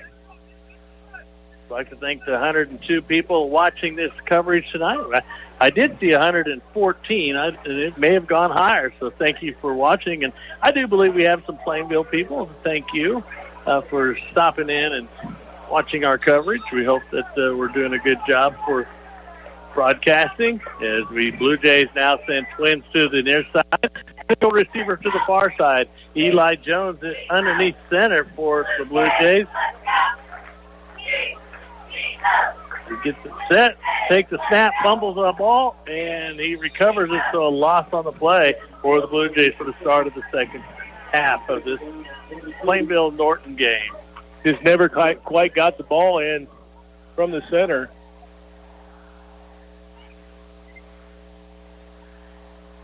And those are first half nerves. Right, yeah. Again, they'll come out with the same formation, one in the slot, one to the near side, one to the far side. Actually, no, they changed it to the shotgun formation now. It's going to be a quick screen pass over there to Backman. Backman sidesteps a couple, and he gets down to about the 35-yard line. I like getting Backman on the side like that, able to show his speed and get upfield for the first down. You know, for our half game talk there, we thought maybe we could see Backman. Right. We could show off some of that speed there. So it's what was that, Nish? Is that going to be a 16-yard pass completion? Two receivers to the far side. Stay in the shotgun formation is Eli Jones. He takes the snap and he hands it off. Oh, keeps it himself, still on his feet. They were fighting over that ball. He was wanting to pull it out of Willauer's belly. Willauer didn't want to give it up. Yeah, Jones must have saw something, obviously, where he got the gained the yardage he did. So nice call in there by Eli Jones to keep it himself and run it up the field. 8-yard gain in there for Jones. Now we make it 2nd and 2. 10:28 left here in the third quarter. Norton leads 19-3. Receiver to the far side, receiver to the near side. High formation. Willauer and Backman in the backfield. And it's going to be given to Willauer. Willauer cuts up, goes back across the middle, gets across the 45 into Plainville territory. I think Willauer's running a little angry there. Maybe Matty didn't get the ball last play. So, Willauer with a nice run right off that left side. We haven't mentioned the left side a whole lot, but they had a gaping hole there for well over that time. Yeah, and that's looks like infield and number 69, Brody Mullins, yeah. On the left side there. Good job, O-line. As we 1st and 10 for the Blue Jays at the Plainville 43-yard line. Then it's Jones following in right in behind Willauer. That was really a well-designed play because Willauer was still kind of up front, taking some of the blocking up front for him, allowing Jones to kind of get in, hide in there behind him. 7-yard gain, make it 2nd and 3 now for the Blue Jays. Nice blocking in there by Logan Willauer to make Jones that 7 yards for him. So 9:20 left here in the third quarter. 19-3 is our score. Blue Jays have 2nd and 3 at the Plainville 36-yard line. Going to go back to the I formation. Willauer and Backman in there in the backfield. Jones will come up underneath center. Takes the snap, gives it to Backman. Backman hesitates, looking for that hole. He may get back up to the line of scrimmage. Yeah, no room for Backman through there. Well, if there was a hole, it closed up in a hurry. Looks like they will give him that 1 yard, so it's going to make it 3rd and 2 for the Blue Jays. 8:44 remaining in the third quarter. 19-3 is our score here. Blue Jays in Plainville territory, looking to make a 1st and 10 and then go downfield from there. 2 receivers to the near side for the Blue Jays. Look for that screen in there for Backman, although he is being covered there in the slot. Single back set for Blue Jays. A quick screen over there to Hauser. As Hauser stays on his feet, drives up to about the 16, and only a 6'5" guy can go up that high to get that. Yeah, Hauser limping down there still a little bit too, but that's kind of a jump pass for Jones. And like I said, kind of threw it up there where only Hauser could get it. So, but, low tire on his right side and all, he's still able to jump up there and get that rebound. 13-yard gain, pass completion in there from Eli Jones to Roman Hauser for the 1st and 10. Ball now resting at the 18-yard line of the Plainville Cardinals. Norton leading 19-3. Hands it off to Backman. Backman fighting it off, trying to break outside, and we're going to have a penalty on the Blue Jays. And it's going to be holding on the right side there. I thought starting this first half, just some extremely good play calling there by the coaching staff and good execution by the Blue Jays. Moved the ball right down the field. Holding call on the Blue Jays. They'll move them back. Not only that, but they're eating up the clock. Right. Now, we've used screen passes for multiple years here. Yep. And when we get done, we talk about, we sure like to see them go downfield, And now, this game, we're seeing them go downfield. It might be only 3 to 5, but then we see 20, 25. Yeah, it's really refreshing to see that, and it really opens up the whole field. So that makes it 1st and 20 for the Blue Jays as they'll go back to the I formation, receivers left and right. And it's going to be pitched out in there to Backman. Backman trying to get to the sidelines.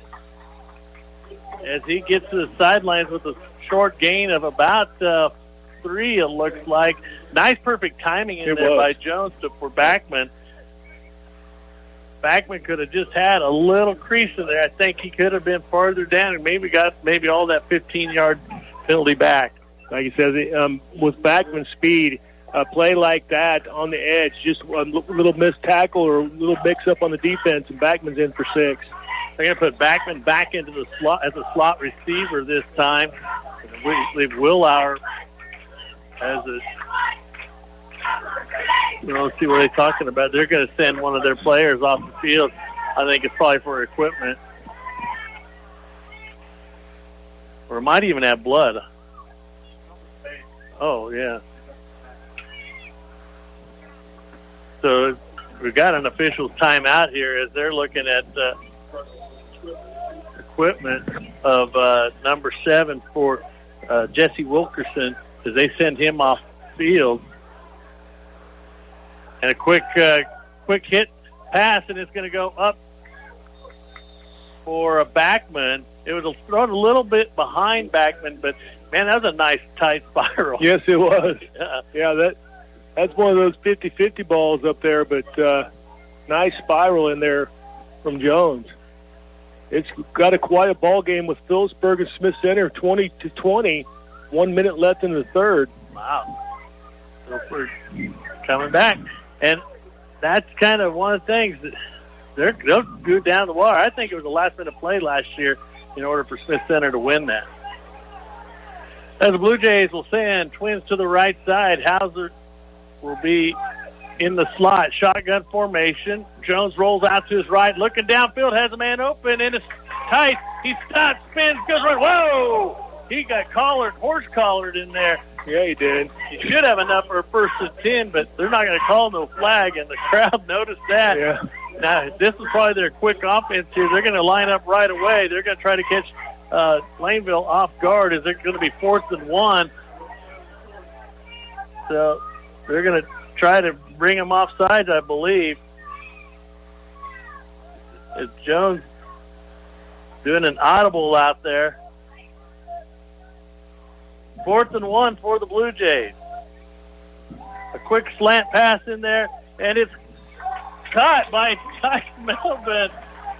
I tell you, that's the play before. Melvin actually came back for that pass, and that was all him. I mean, obviously, nice throw in there by Jones, but what a play back-to-back there by Melvin.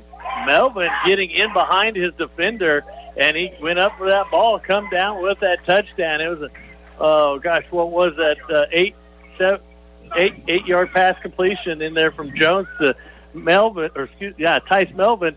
All they needed was 1 yard, but they go for the touchdown. Yeah, what kind of faith does a coach have in your players down there? Years past, we'd see him try to run that up the middle, but to go for the score like that was just a great play call there by the coaches. Well, do you think that audible was a corrected audible, or maybe he just got in position a little bit better? Jones rolls out to his right, as a man, overthrows his man, Hauser. Yeah. That could have been Jones going to the audible there, but obviously they gave him 2 plays to audible to if he's seen the right look. So good job practicing that, and obviously a good call in there by Jones. But I tell you what, Melvin playing lights out tonight. We've seen some drops by him in the past, but tonight, I tell you what, he's been pretty steady down there for the Blue Jays, catching almost everything thrown at him. That play before the touchdown play, actually coming back for the ball to help out his quarterback, and then, like I said, took that big hit, horse collar there at the end, and then take that horse collar and get up and then come in for the score. Big play by Melvin. Yeah, as the Blue Jays extra point, no good. Our score 25-3. Blue Jays leading Plainville as we have, I think, a little time out here to catch their breath. One thing I'm seeing a little bit more, instead of doing one massive huddle in there, Trent, I'm seeing position coaches taking their kids off to the side and talking to them. And maybe that's a good thing, instead of one coach only kind of making it a team thing. Now all the coaches are getting in there and saying, hey, listen, hey, you guys doing a great job. I'm seeing this, I'm seeing that, but hey, tremendous. We're looking pretty good. So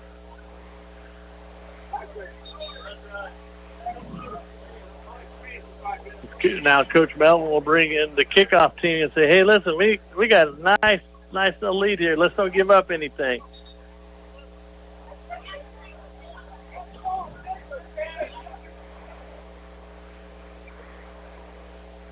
And Trevin Mordecai has been kicking that ball a little bit more and more. He might have had some nerves there in that first quarter. Like you said, kickoffs becoming better and better. 6:35 left here in the third. Norton with a 25-3 lead. And there's a little blooper, and it's going to go out of bounds. And that's going to give some nice field. It is, yeah. For the Plainville Cardinals. That's going to be in Blue Jay territory. Does that go 10 yards or 15? They took a 15 last time. As if I thought it started in the 40. Well, I don't know that it goes out of bounds. I don't know that they're going to accept that. They might just be satisfied with that. You know, we might have had a penalty on that last one, too, right on the side of that also. Yeah, for some reason, I always thought it started on the 40. Well, yeah, I think it is, too. As Plainville will put a receiver to the far right, one to the near side. 2-back set for the Cardinals. Blue Jays trying to stay home. And it's going to be Brown. Goes out of bounds. Looks like a gain of about 3 yards for A.J. Brown, the quarterback. Ran out of bounds there by Valling.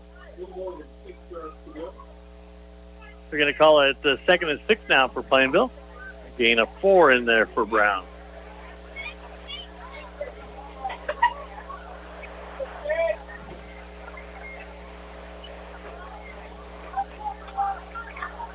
A lot of shuffling around in the backfield there, but Brown takes his high snap, and he's going to cut up over the tackle. Got room to run. Breaks one tackle, breaks it out to the right side, trying to get down the sidelines.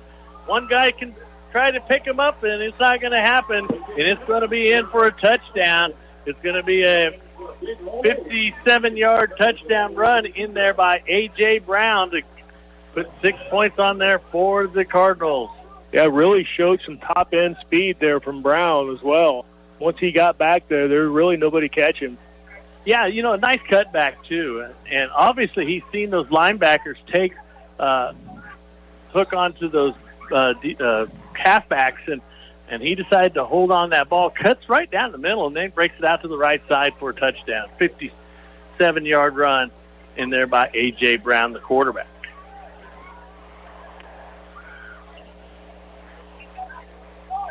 As they go for 2 here, let's see if the Blue Jays can hold them. They put a man into motion, and it's going to be Brown again, and he's going to keep his feet driving. He gets hit by a couple of Blue Jays, but he keeps his feet moving as they get the 2-point conversion with 6:18 left in the third. 25-11 lead for the Blue Jays.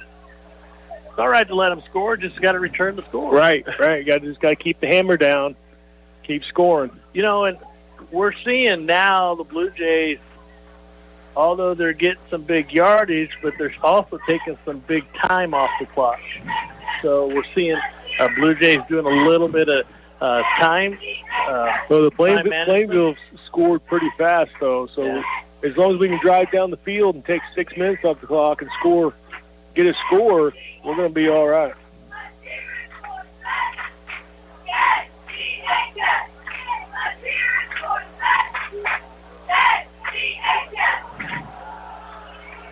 $25-11 is our score.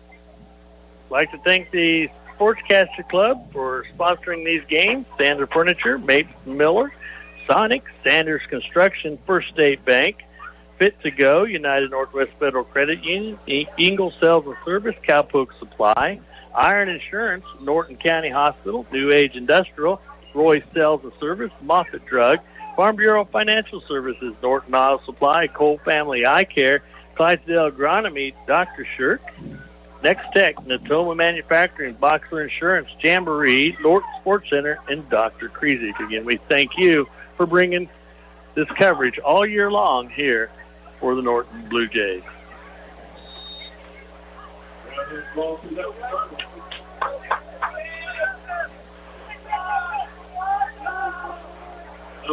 Biddle to kick off for Plainville.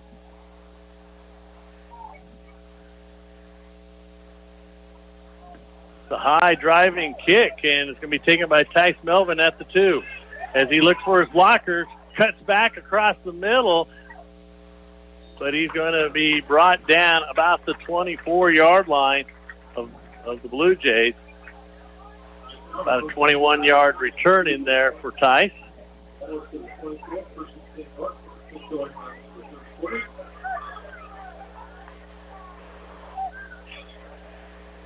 Eli Jones coming out again for the Blue Jays at quarterback. 6:08 remaining here in the third. 25-11. See if Plainville be trying to pull that ball out. Two receivers for the Blue Jays to the near side, single receiver to the far side. Eli comes up underneath center. Going to give it to Will Lauer. Will Lauer stops and goes. He was opening up. Like I said, they were going after that ball, trying to rip that ball out of his hands, but Will Lauer hanging on with both hands. Will Lauer come down pretty hard on that shoulder. Yeah, he was really trying to keep that ball secure. That might be a cramp down there, too. Yeah, looking at his knee. Oh, it looks like he's trying to pop his hip out. Right.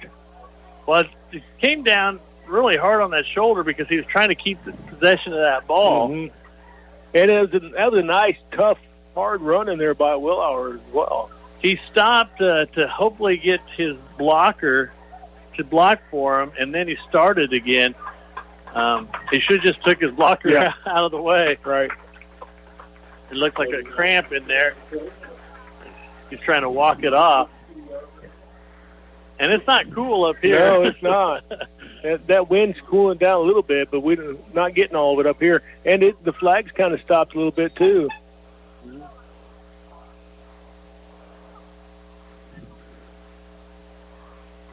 As the Blue Jays will go to a 2nd and 3 situation. Like they're bringing number 32, Fonensteel. I guess you got to be more specific. Logan Fonensteel. Correct. Yeah. Yeah. So Tice Melvin will come to the near side as a receiver. Hauser, a far side tight end, and another receiver to the far side as they move. Brennan Fonensteel double tight on that one side. As Backman trying to break out, as he's following his blockers, I think he may have maybe 1 yard on there. He was staying in there behind his blockers, pushing him forward. I'd like to see him break it out. Yeah, he was just kind of waiting in there for something to open up, and it never did. They will give him 2 yards on that play. Forward progress, be 3rd and a very short one. And this is kind of Will Lauer area, but I wouldn't be surprised to see Eli keep this ball in his hands, try to make something happen. They bring Hauser and Weigel in.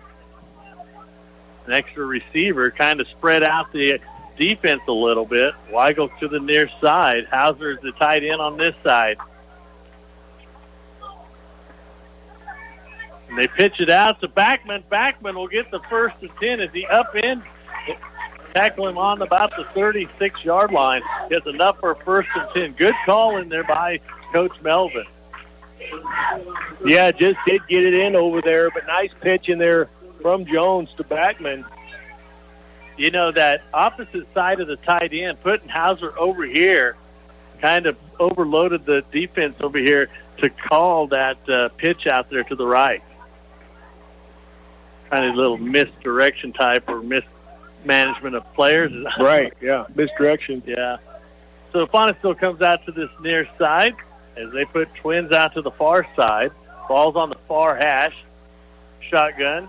And it comes back over, and it's going to be Bodie. Fonensteel goes by 1. He goes by 2, and he gets hit and knocked down, but not before he gets another 1st and 10, a 12-yard pass completion from Jones to Fonensteel. Another frozen dart in there by Eli. So 12-yard pass completion in there to Bodie Fonensteel, as we have 3 Fonensteel. Yeah, Bodie's showing some good hands tonight. A couple good passes in there from Eli to Bodie. Ball resting on the Blue Jay 46-yard line. 3:41 left here in the 3rd quarter. A 25-11 lead for the Blue Jays as they're trying to use up the clock. You're doing some nice yardage here. Nice time consumption as they put Backman into motion. As he carries the ball, cuts back in, and tried to slice through there, just couldn't quite get it done. Well, I think he jumped. He did a little bit. And I don't know that he has enough power to be jumping through hoops like that. And, yeah, got to be careful trying to hurdle people. But, yeah, he tried to slice through there sideways, and he left his feet to do it. Didn't quite work out his plan. No gain on the play, 2nd and 10 off that jet sweep as they're going to put Tice Melvin over here with a single defender. Look for that slant in there. They're giving him plenty of room to slant in there. A lot of cushion. So Eli looks over that way in the shotgun formation, and just missed Hauser over coming across the middle. Although that is the area that I had pointed out. You did, yeah. So, I was that was the open area. Yeah.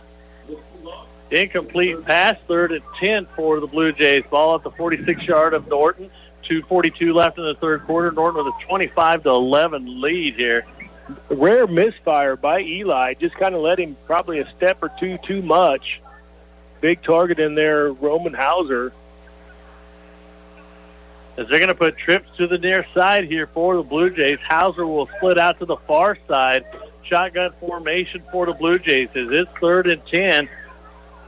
They've been pretty good on third down plays, and we have whistles. We're going to have offside. A legal procedure called on the Blue Jays. Makes it 3rd and just a little bit longer. 3rd and 15, unless they decline it. Yeah, that last play, Hauser, big target, 6'4", 220, going across the middle, just missed him here. I wouldn't be surprised to see him go back to him as well, especially if they got extra coverage there on Melvin. Of course, that play comes up 7 yards and across. I hope that if it happens that he'll be able to recognize it and go upfield because he needs 15 yards. Right, yeah, absolutely. So they're going to send out the 3 receivers, 3 amigos to the near side. Shotgun formation for the Blue Jays. Hauser splits off to the far side. It's going to be a quick look downfield, and it's going to be Melvin with the catch. And he was he wide open? Or he was wide me? Open. He was wide open, and he had to wait for that. Yeah, Jones seen him. He was bound and determined not to overthrow him like he did Hauser the previous play. And I tell you, Melvin was waiting and showing good hands tonight, not letting anything get by him. 31-yard pass completion from Jones to Tice Melvin for the 1st and 10 and into Plainville territory. Ball resting at the Plainville 27-yard line as they'll send Balling out to the far side. Dominic Balling. 2 receivers to the near side. Logan Fonestill is the flank. And Jones is going to keep it. It's going to get across the 25 up to about the 24.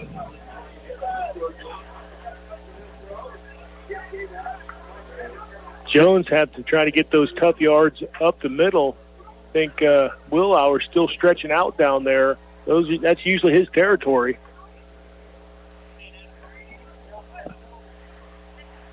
Trainer Spencer Shirk down there keeping an eye on him.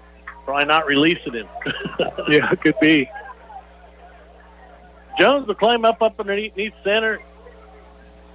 As they'll go twins to the far side, twin to the near side, single back set. And it's going to be given to Fonestill. Oh, we're going to flag on the play. Yeah, I don't know. Looked like that might have been on the right side. Yeah. I'm not sure where infield was at. Illegal block by the Blue Jays. I didn't know that. Would that have been a chop block? Well, he went like this on his chest. Oh. So that will probably send him back 15 yards. 56 seconds left in the third quarter here for the Blue Jays. Burned up almost 6 minutes so far. Blue Jays have just kind of getting some chunk plays down the field, but, adding some penalties in there as well. Makes it 2nd and 18 for the Blue Jays, only a 10-yard penalty. So 2nd and 18, 50 seconds remaining in the third quarter. Twins to the far side, single receiver to the near side. Shotgun formation for Eli Jones. As he takes a look downfield, has a man wide open across the middle, and that's Tice Melvin. He gets some yardage back, but it's going to put him down into the 3rd and 8 situation. I tell you, that Melvin's so shifty. He come across the field. Seemed like he was wide open again, but he had a defender there within a few yards. But Jones hit him right between the numbers. Melvin brought it in, tried to do a spin move, just couldn't quite get away from the defender. I'll probably criticize a little bit, but if he would have took that angle instead of he went 5-10 up and come across, but still a gain for the Blue Jays. Puts it now at 3rd and 8 for the Blue Jays at the 25-yard at Plainville. So that's going to be the end of the third quarter. Norton leads 25-11. Now is the best time to experience Serta's all-new iComfort mattresses, redesigned from the inside out to intelligently respond to your body's individual needs for comfort, support, and temperature regulation. Are you interested in the Serta iComfort adjustable mattress set? Well, no problem. Just stop into Sander Furniture at North Highway 283 for details and start experiencing the comfort that cradles, the comfort that supports, and the comfort that cools at Sander Furniture on North Highway 283. Taxes. The word not only conjures up the feeling of dread, but suddenly feeling overwhelmed, overloaded, and confused? Defeat the tax work burden. See Mapes and Miller LLP in Norton. Mapes and Miller LLP is your guide in understanding the ever-changing world of taxes. Find your tax team at Mapes and Miller LLP on East Highway 36 in Norton, or call them at 785-877-5833. Make your tax status a happy one when you team up with Mapes and Miller LLP.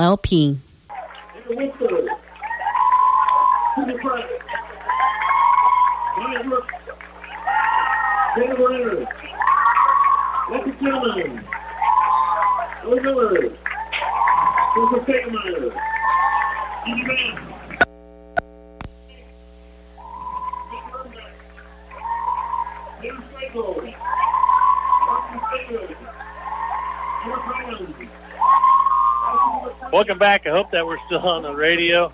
But anyway, Blue Jays go into the fourth quarter with a 25-11 lead. And the ball. That's right. I don't know what.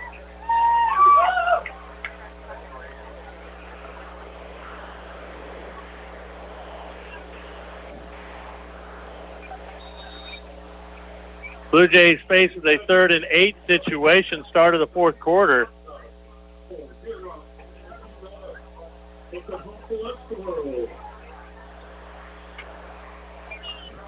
As they're going to be coming up back to the I formation. 3rd and 8, and it's going to be dropped. Rolls back, Jones to his right, goes downfield, has a man open, and it's going to be Bonnet still, and he's going to be in for the touchdown. Blue Jays score on a 25-yard 3rd and 8 situation to Bodie Bonnet still. That's number 2 for Bodie, I believe, yeah. Right. They're really exploiting some of that backfield back there. Yeah, well, you got to give it up to Jones dropping dimes out there as well. Another beautiful pass in there by Eli Jones to Bonesteel. Dropped it right in there, right in the breadbasket.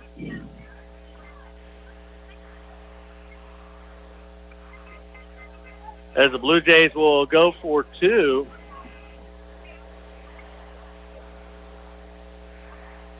Be in a shotgun formation. High snap, and it's going to be a pass in there. Oh, to Tice Melvin. He had actually stopped in the corner and then came back. He went to go get it. And the rare drop in there by Melvin tonight. Just missed it. So the Blue Jays with a 31-11 lead, 11:51 left in the ball game. You listen to KQ&K 106.7 AM and FM North. Morning, noon, and night is always a good time to treat yourself at the Norton Sonic on Highway 36. Mornings feature a full breakfast menu and 99-cent large soft drinks till 11 a.m. Happy hours are every day, 2 to 5. Don't forget to sign up for your Android or smartphone Sonic app for exclusive offers. Morning, noon, and night, always a good time to treat yourself at Norton Sonic on Highway 36. Hail no. Here's some damage, there's some damage. Everywhere you see some hail damage. If this is the case after the recent storms, it's time to give me a call. I'm John Sanders of Sanders Construction Incorporated, and I have 10 years experience in repairing the damage that Mother Nature brings with wind and hailstorms. Whether you have damage to a shingle or metal roof, siding, or seamless gutters, Sanders can fix, repair, and replace Mother Nature's worst. I'm licensed and insured, so don't stress about the mess. Give Sanders a call. 785-202-0315. Again, that's 785-202-0315. Welcome back to Dick Boyd Stadium, Travis Field, as we are waiting to kick off after a 25-yard pass completion touchdown from Eli Jones to Bodie Fonesteel for his second touchdown on the day to give the Blue Jays a 20-point lead, 31-11. And, you know, Jones has had some nice deception tonight and some nice passes. Yeah. I mean, he comes back and rolls. I mean, he can roll back and hide the ball and roll to his right or to his left, and they're not biting, or they're biting on some of that, causing him to have plenty of time. There's a nice end-over kick in there by Trevor Mordecai, and then fielded in there. Let's see, who's getting up off the bottom there? 7? Right. 7. Number 7, Wilkerson. 58, I seen in there also. That's going to be Nick Carnes.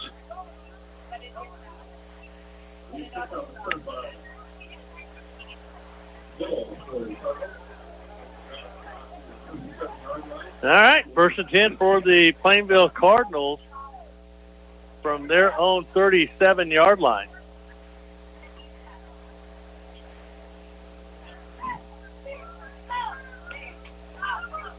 As they come out to the line, twins to the near side, receiver to the far side, shotgun formation for Brown as he looks to his right. Now he's going to go to his right as he breaks a couple tackles, and he's going to get up to the 50, cross the 50 into Blue Jay territory, gets brought down about the 47-yard line of Norton. Nice gain in there by Brown, and I think he's got his confidence back. Yeah, and his feet are a weapon. Not much downfield, good coverage down there by the Blue Jays, but they're going to have to contain him because he can be dangerous. And he keeps his feet moving, and he breaks those tackles. Yes. You know, that first quarter, he acted pretty scared in there, and now he's got his confidence, and I'd almost be scared to bring him down. How much speed is he's getting on those runs. Yeah, quick first step, he has quick top-end speed, hard to bring down.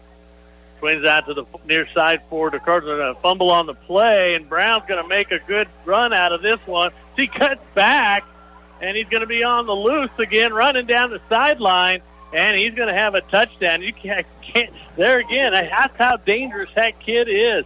He fumbles that snap, goes to his left, not sure where he's going to go, and next thing you know, he's breaking out to his right down the sideline for what was that 47-yard touchdown run. That's going to put them back into the positive, not to mention scoring 17 runs or scoring 14 in this second half. Yeah, kind of exposed the Blue Jay defense there a little bit. A lot of opportunity to bring him down, just missed opportunity there. Extra point try in there by Biddle, number 5. 10:54 left in this ball game. Low snap, and boy, he barely even. Almost like a pitching wedge. He just pulled that off the turf, right? And it was good, right down the middle. So, yeah, wow. It's hard to believe, but you know the Blue Jays been eating up the clock, taking it down the field, 6-7 minute drives. Well, the Plainville last 2 drives, they've been quick drives. Obviously led by the quarterback there with a couple big plays for touchdowns, but just awful quick scoring in there by Plainville. Blue Jays need another long drive for a score here. Well, you know, I'm going to give credit where credit is due. A.J. Brown is an athlete. Oh, he is. And those 2 plays that he scored on and when he did a nice big gain is broken play. Mm-hmm. So he knew about where his offensive guys were, so he just took advantage of it. And, you know, he just outrun the defense. So, you know, he's a great athlete, and he's going to score a lot of points for the Cardinals this year. So 10:54 on a 47-yard run by A.J. Brown, and Biddle's extra point was good. We now have a score of 31-18. By no means this is over, you know. Yeah, that took less than a minute, though. That's right. So for Plainville to score. 28-20, Smith Center's leading Phillipsburg with 1:19 left in the ball game.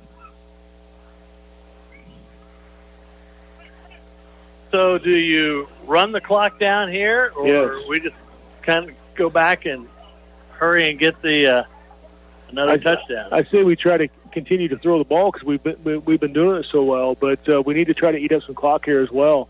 Those both scores from the Cardinals were a minute or less. So they can score quickly, especially with Brown kind of getting in the zone. He's kind of coming into his zone here in the second half. I can see maybe an onside or some type of trickery here from the Cardinals as well. Pretty open out there between the 40 and the 30. Biddle doing the kickoff, and he gets it high, end over end kick, and it's going to be taken in there. Oh, and he should be down. Oh, that's and a there's flag, a penalty, yeah. Unsportsmanlike 21. Bodie Fawn still taking that. Went to a knee, not really knowing what he did, and Plainville guy just came down. Didn't level Bodie, but he threw the shoulder into him after the whistles were clearly established. Personal foul on Plainville. And, you know, it's hard on a kickoff. You're running down there full momentum, and you're ready to hit somebody. And that whistle just blew, and he just didn't let up. He went ahead and threw the shoulder into Bodie. Should be a 15-yard penalty from the spot. Oh, no, they're only going to get 5? I think it's from where he took a knee at. That's still 15. Yeah. 13. Okay. 17 to 13. Yeah.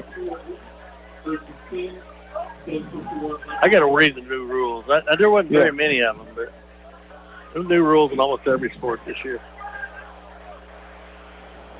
1st and 10 for the Blue Jays at the 32-yard line of Norton. 31-18, 10:51 left in the ball game. High formation for the Blue Jays. Looks like they might try to burn some time off. And there's a counter move in there to Fonenstiel as he'll be drove backwards. Yeah, really no room for Fonenstiel to run whatsoever. Looks like a loss of 4 on the play. 2nd and 14, 10:30 left in the ball game. 31-18.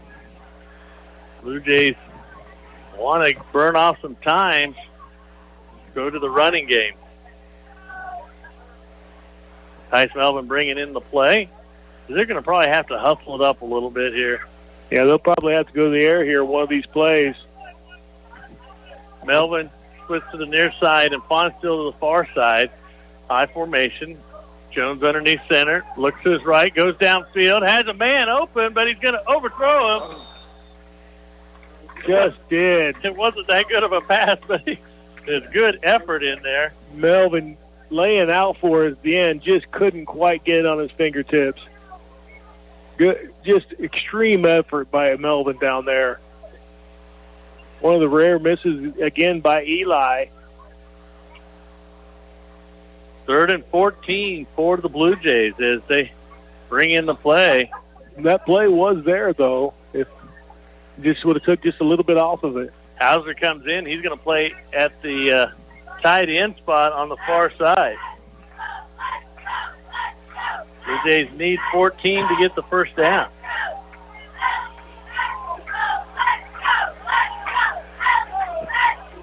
As they go, wide open. Tice Melvin gets the 1st and 10. Sidesteps again.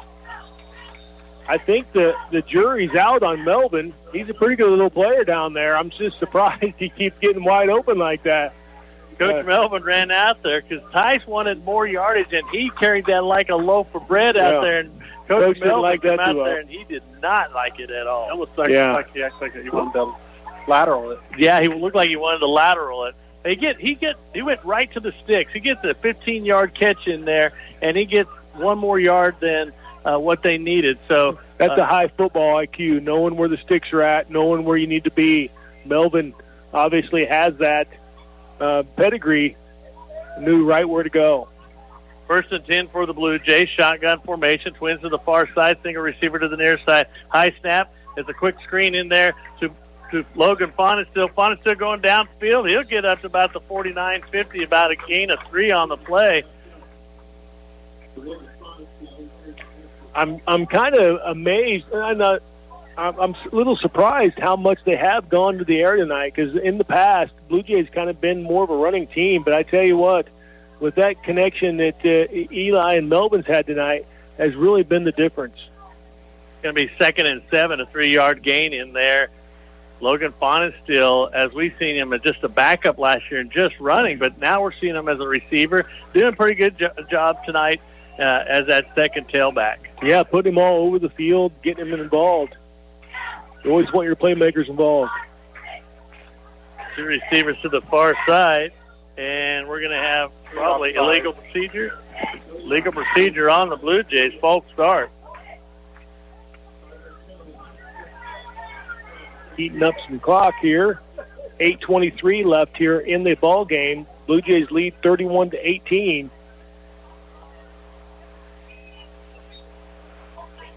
And 5-yard penalty makes it 2nd and 12 now for the Blue Jays as Hauser will come in. As he's seeing limited time, I'm sure he's got a sore knee. Blue Jays, covered him well. Kind of give him that break to kind of heal up a little bit. It's nice to have the opportunity to do that a little bit with the score the way it is, but Jones from the shotgun, looking downfield, goes downfield, and it's going to be almost caught in there by Bodie Fonenstiel. He took a hard hit there at the end as well. The wind knocked at him. He went up high and came straight down on his shoulder blades.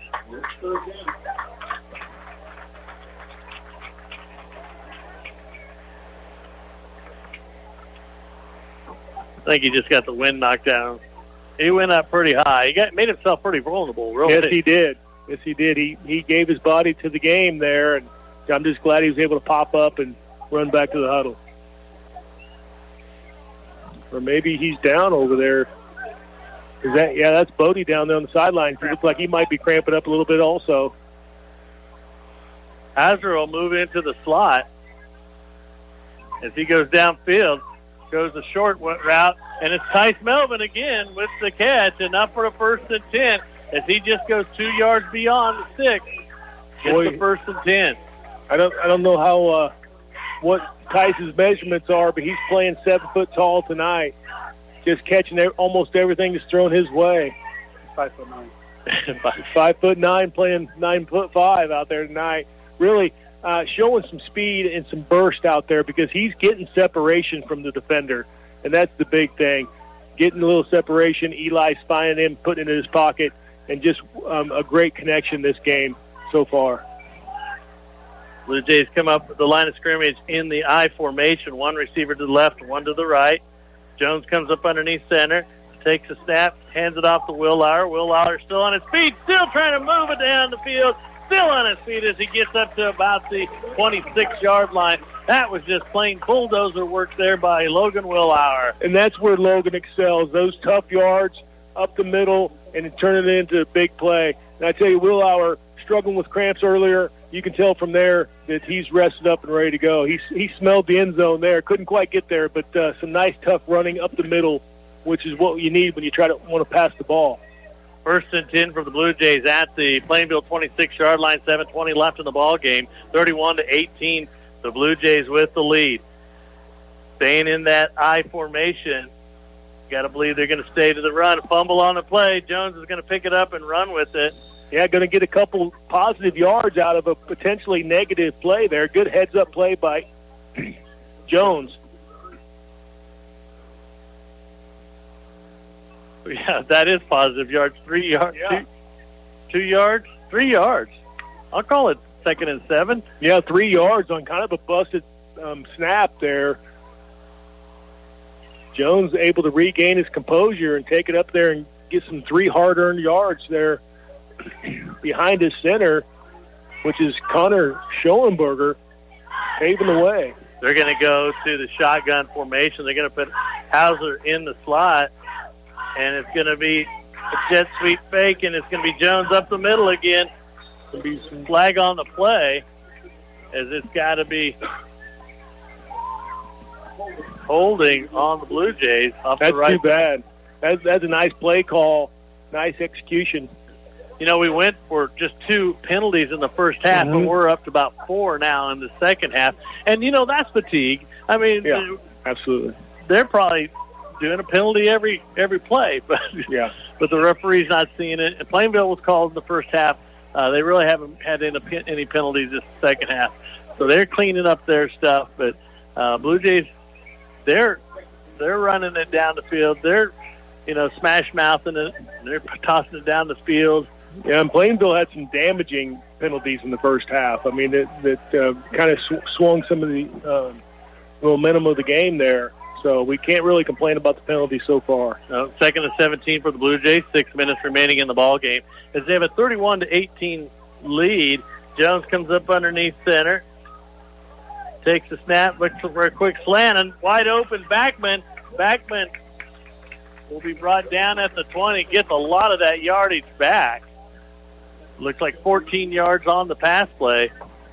Now it's going to make it 3rd and 5. Clock continues to run. 5:35 left here in the ball game. Blue Jays up 31-18 over the Cardinals.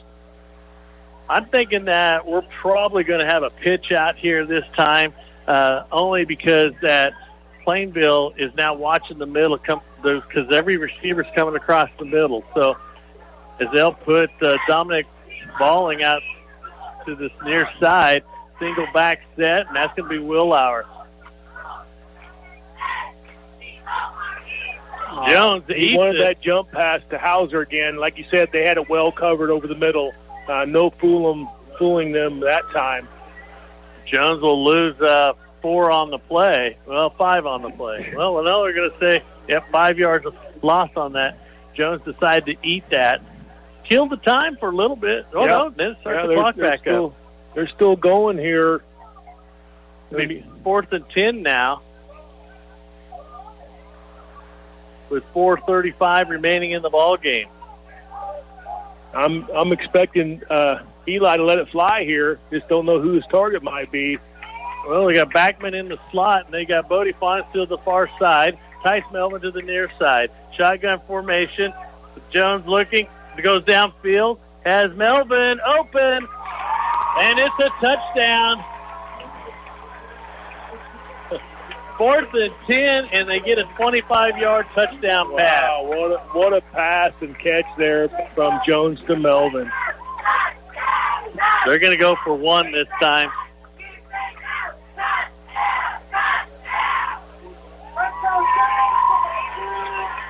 Makes it 37-18 with 4:12 remaining here in the ball game. Got a final here, 28-20. Smith Center takes it there in Phillipsburg. I think it ended up 28-21 last year. Melvin, the holder, Jones, the kicker. The snap's low, fire sale, throws it up, and it's intercepted.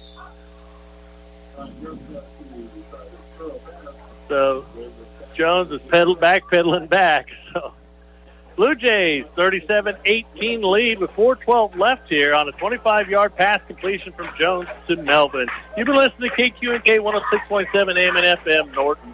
At First State Bank, they pride themselves on offering a wide range of services tailored to meet your needs. Need a loan for a new car? They got you covered with competitive rates. Want a savings account for a child's future? First State Bank will make that easy for you. First State Bank has a commitment to their customers and believe in building long-lasting relationships. They promise to take the time to understand your financial goals. Experience the difference of banking with a trusted friend. First State Bank, with locations in Norton, Plainville, Hill City, and Hoxie. Member FDIC. Fit to Go in Norton fits your life. The Fit to Go exercise facility has all the time in the world for you to come in and get healthy.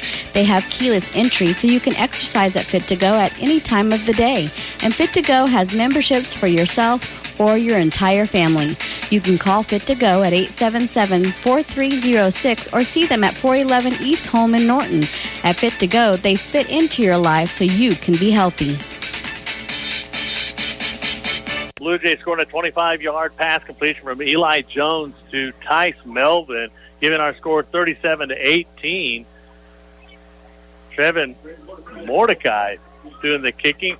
So he gets it a little bit farther each time.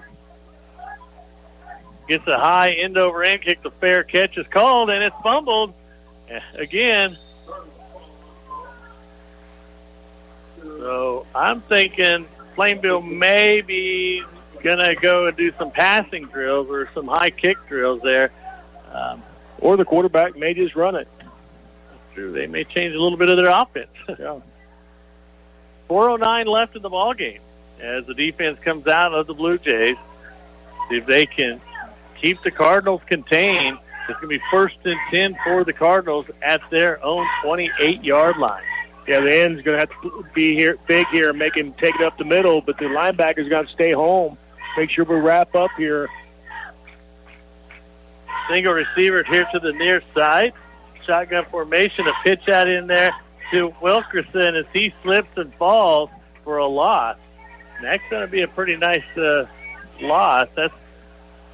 Well, the clock continues to run under 4 minutes here now. Oh, they gave him a pretty nice little they did. spot there. Only a 2-yard loss. That's more like a 3-yard loss. But, so second and I'm going to call it 13 because the ball is on the 25. You know that they tried that second pass. They threw it behind it. I wouldn't be surprised if they try to do that again. Hauser, he's coming from behind, and he's got a big sack.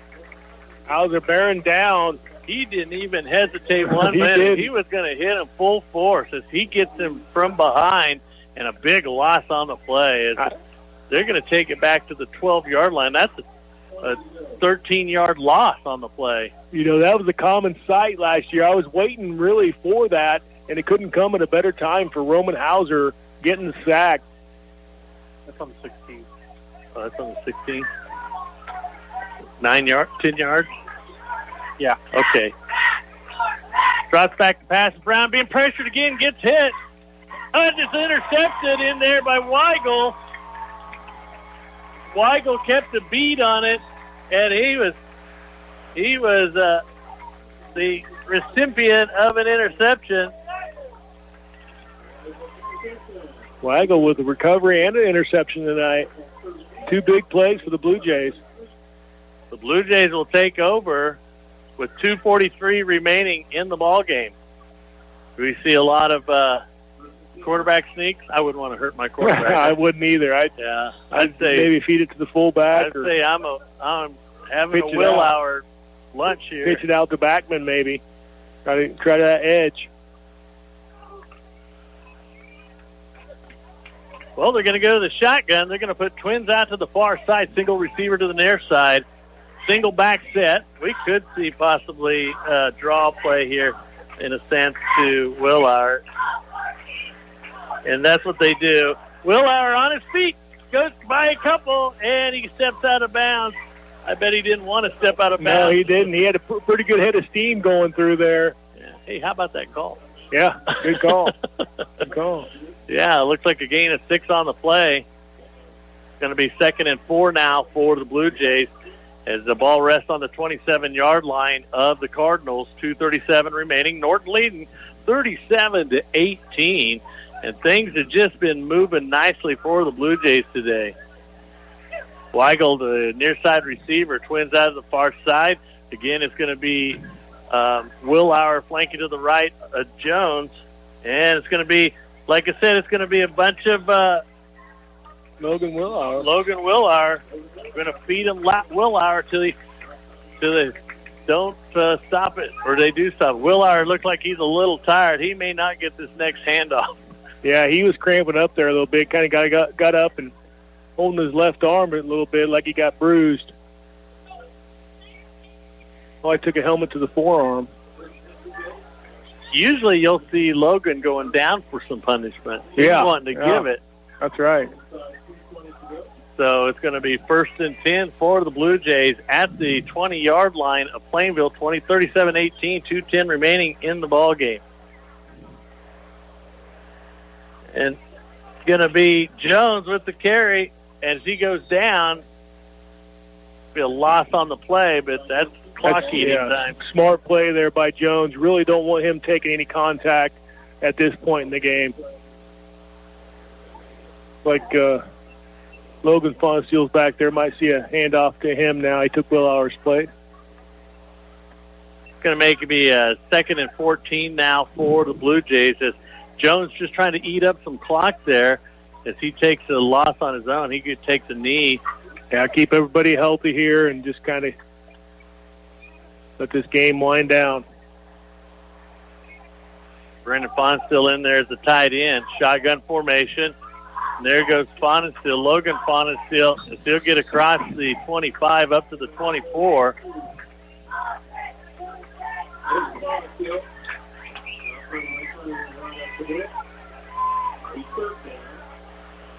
One minute remaining here in this ball game as Eli Jones will come out to Coach Melvin and say, hey, what do you want me to do? You want me to take a knee? Obviously that there's only a minute left here. I run all the way down, take a timeout here on the 4th down. I wouldn't doubt that Plainville doesn't take a timeout.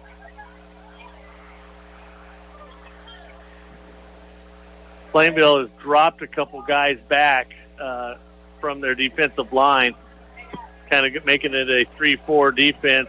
And Jones, he's rolling up to his right, has a man wide open, and it's going to be, broken up as Bright closed in on, is that number 6, Dominic Balling?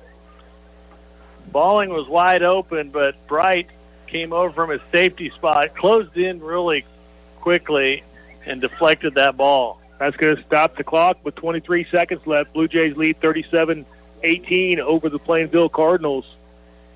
4th and 15 is what they're calling it. 23 seconds left here.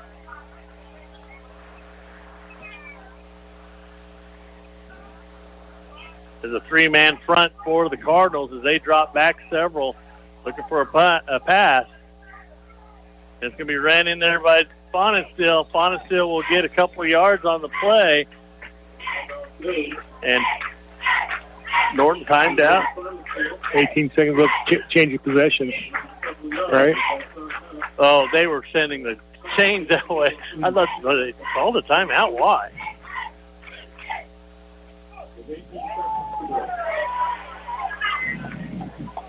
Blue Jays changing out defense.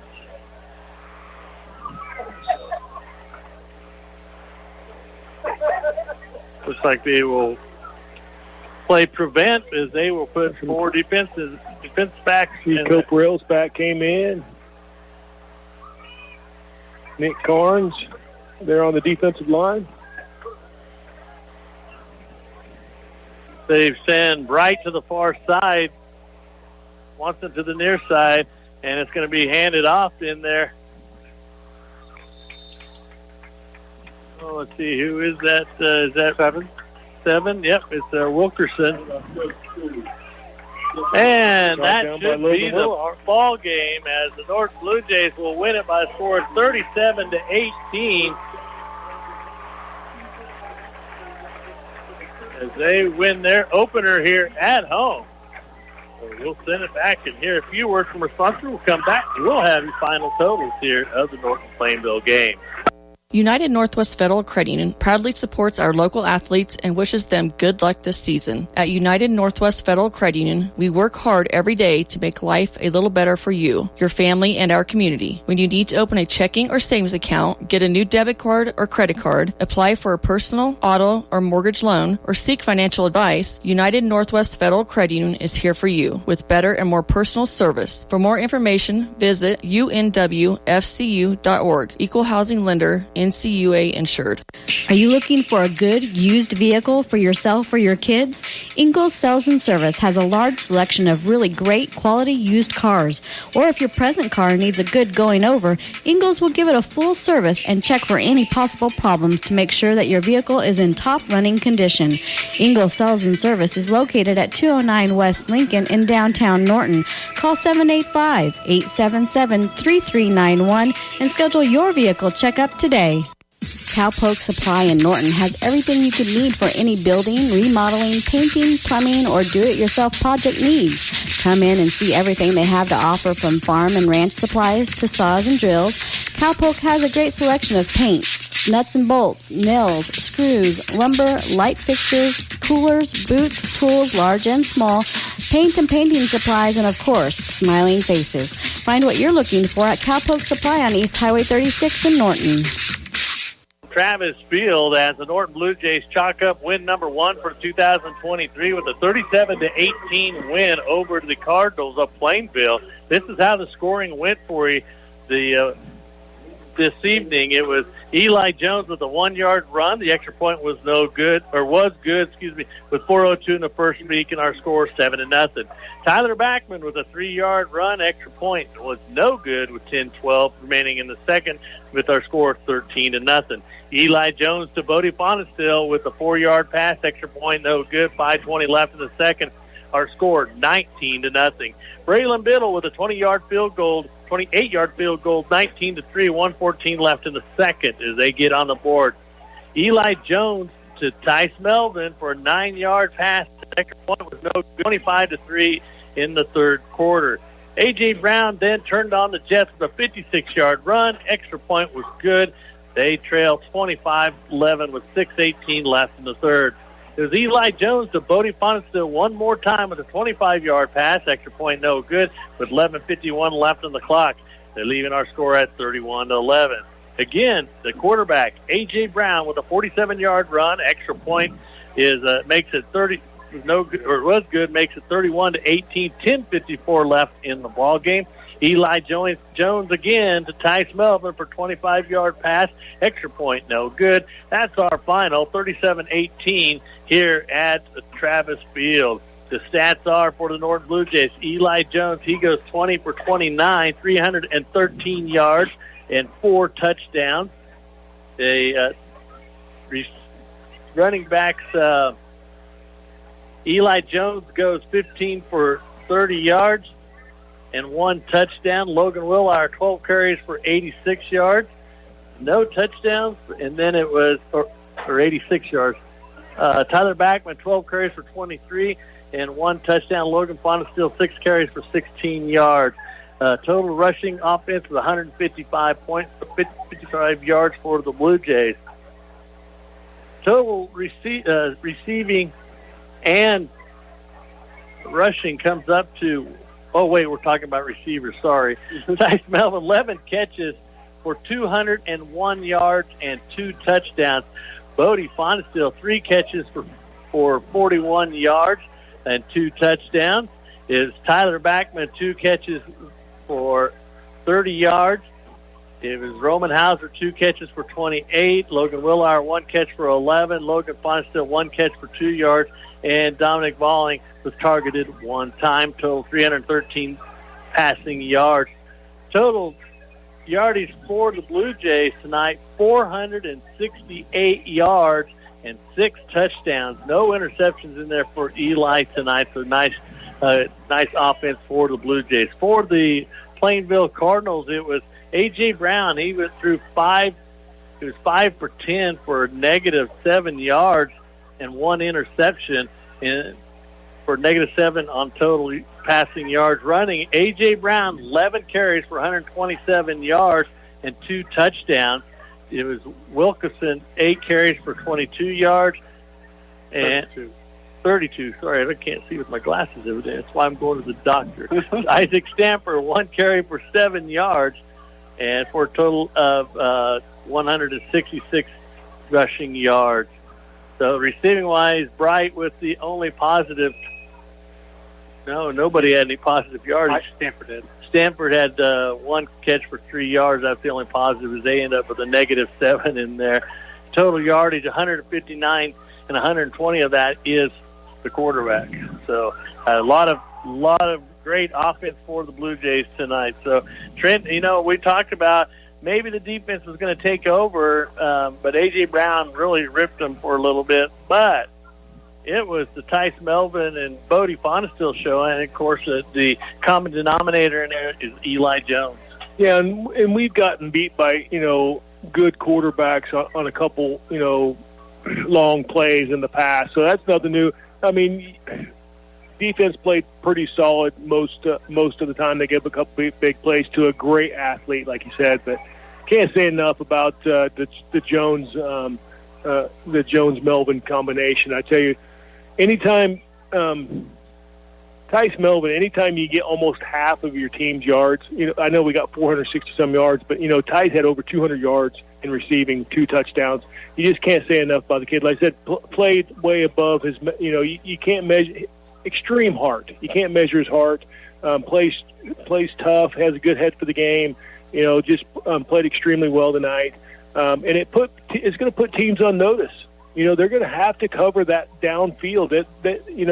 We haven't always had to been able to spread them out in the past, but teams are going to be on notice that they're going to have to cover the back end. So that's going to open up more for Hauser over the middle. It's going to open up the run game a little bit. Anytime you have those weapons downfield, it's going to affect the rest of the offense for the positive. So can't say enough about the total team win here tonight.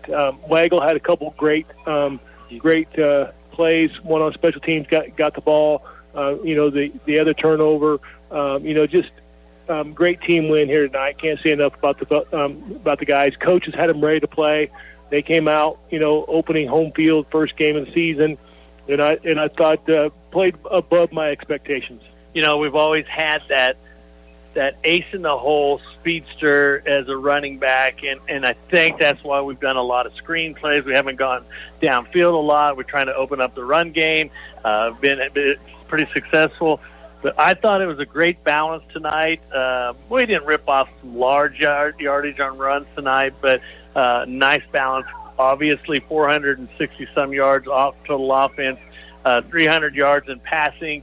Nice little balance, and we're going downfield. I love going downfield for that. And, Tice, maybe he was just a, little, I don't know, little devil, just in and out and stuff like that. He averages 18.3 yards a catch, getting behind his defender.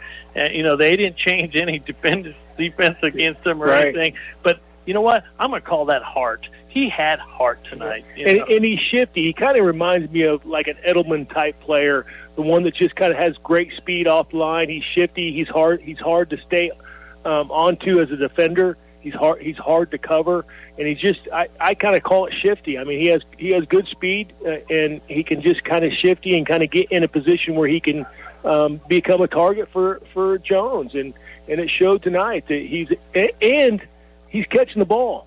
He had some drops last year. Nothing wrong with that. Sophomore coming in, but I tell you what, seen some great improvement in his ball skills this year over last year, tremendously. Right, and Eli tonight was on fire. He had a rocket tonight, and great decisions when he did run. I don't know that I wanted to see him carry the ball as many times as he did, but he made some great decisions. He handed off when he knew that opening was there and so forth. So a great win for the Blue Jays. Not going to say they were writing the Blue Jays off. Most people were looking at it as, wow, look at this young squad, no depth. What a great confidence booster for the team. And they're going to keep getting better, and they're going to have to get better because next week it doesn't get any easier as they take on the Smith Center Redmond next week. So at Smith Center, and they have a 28-20 lead or win tonight against Phillipsburg. But the one thing about that is a knockdown, drag-out fight, and it will be time. Next week and too. It will, yep. And it will. We hope that we all can make it there because, that's going to be a great game. So we hope things going to work out so you make it down there. But if not, we'll be there for you here on KQNK and, of course, Classic Hits. So Blue Jays with a 37-18 win tonight. So we're glad that you can join us, and we'll see you next week for Trent Alexander, for Nish Millen. I'm Big Millen for KQNK.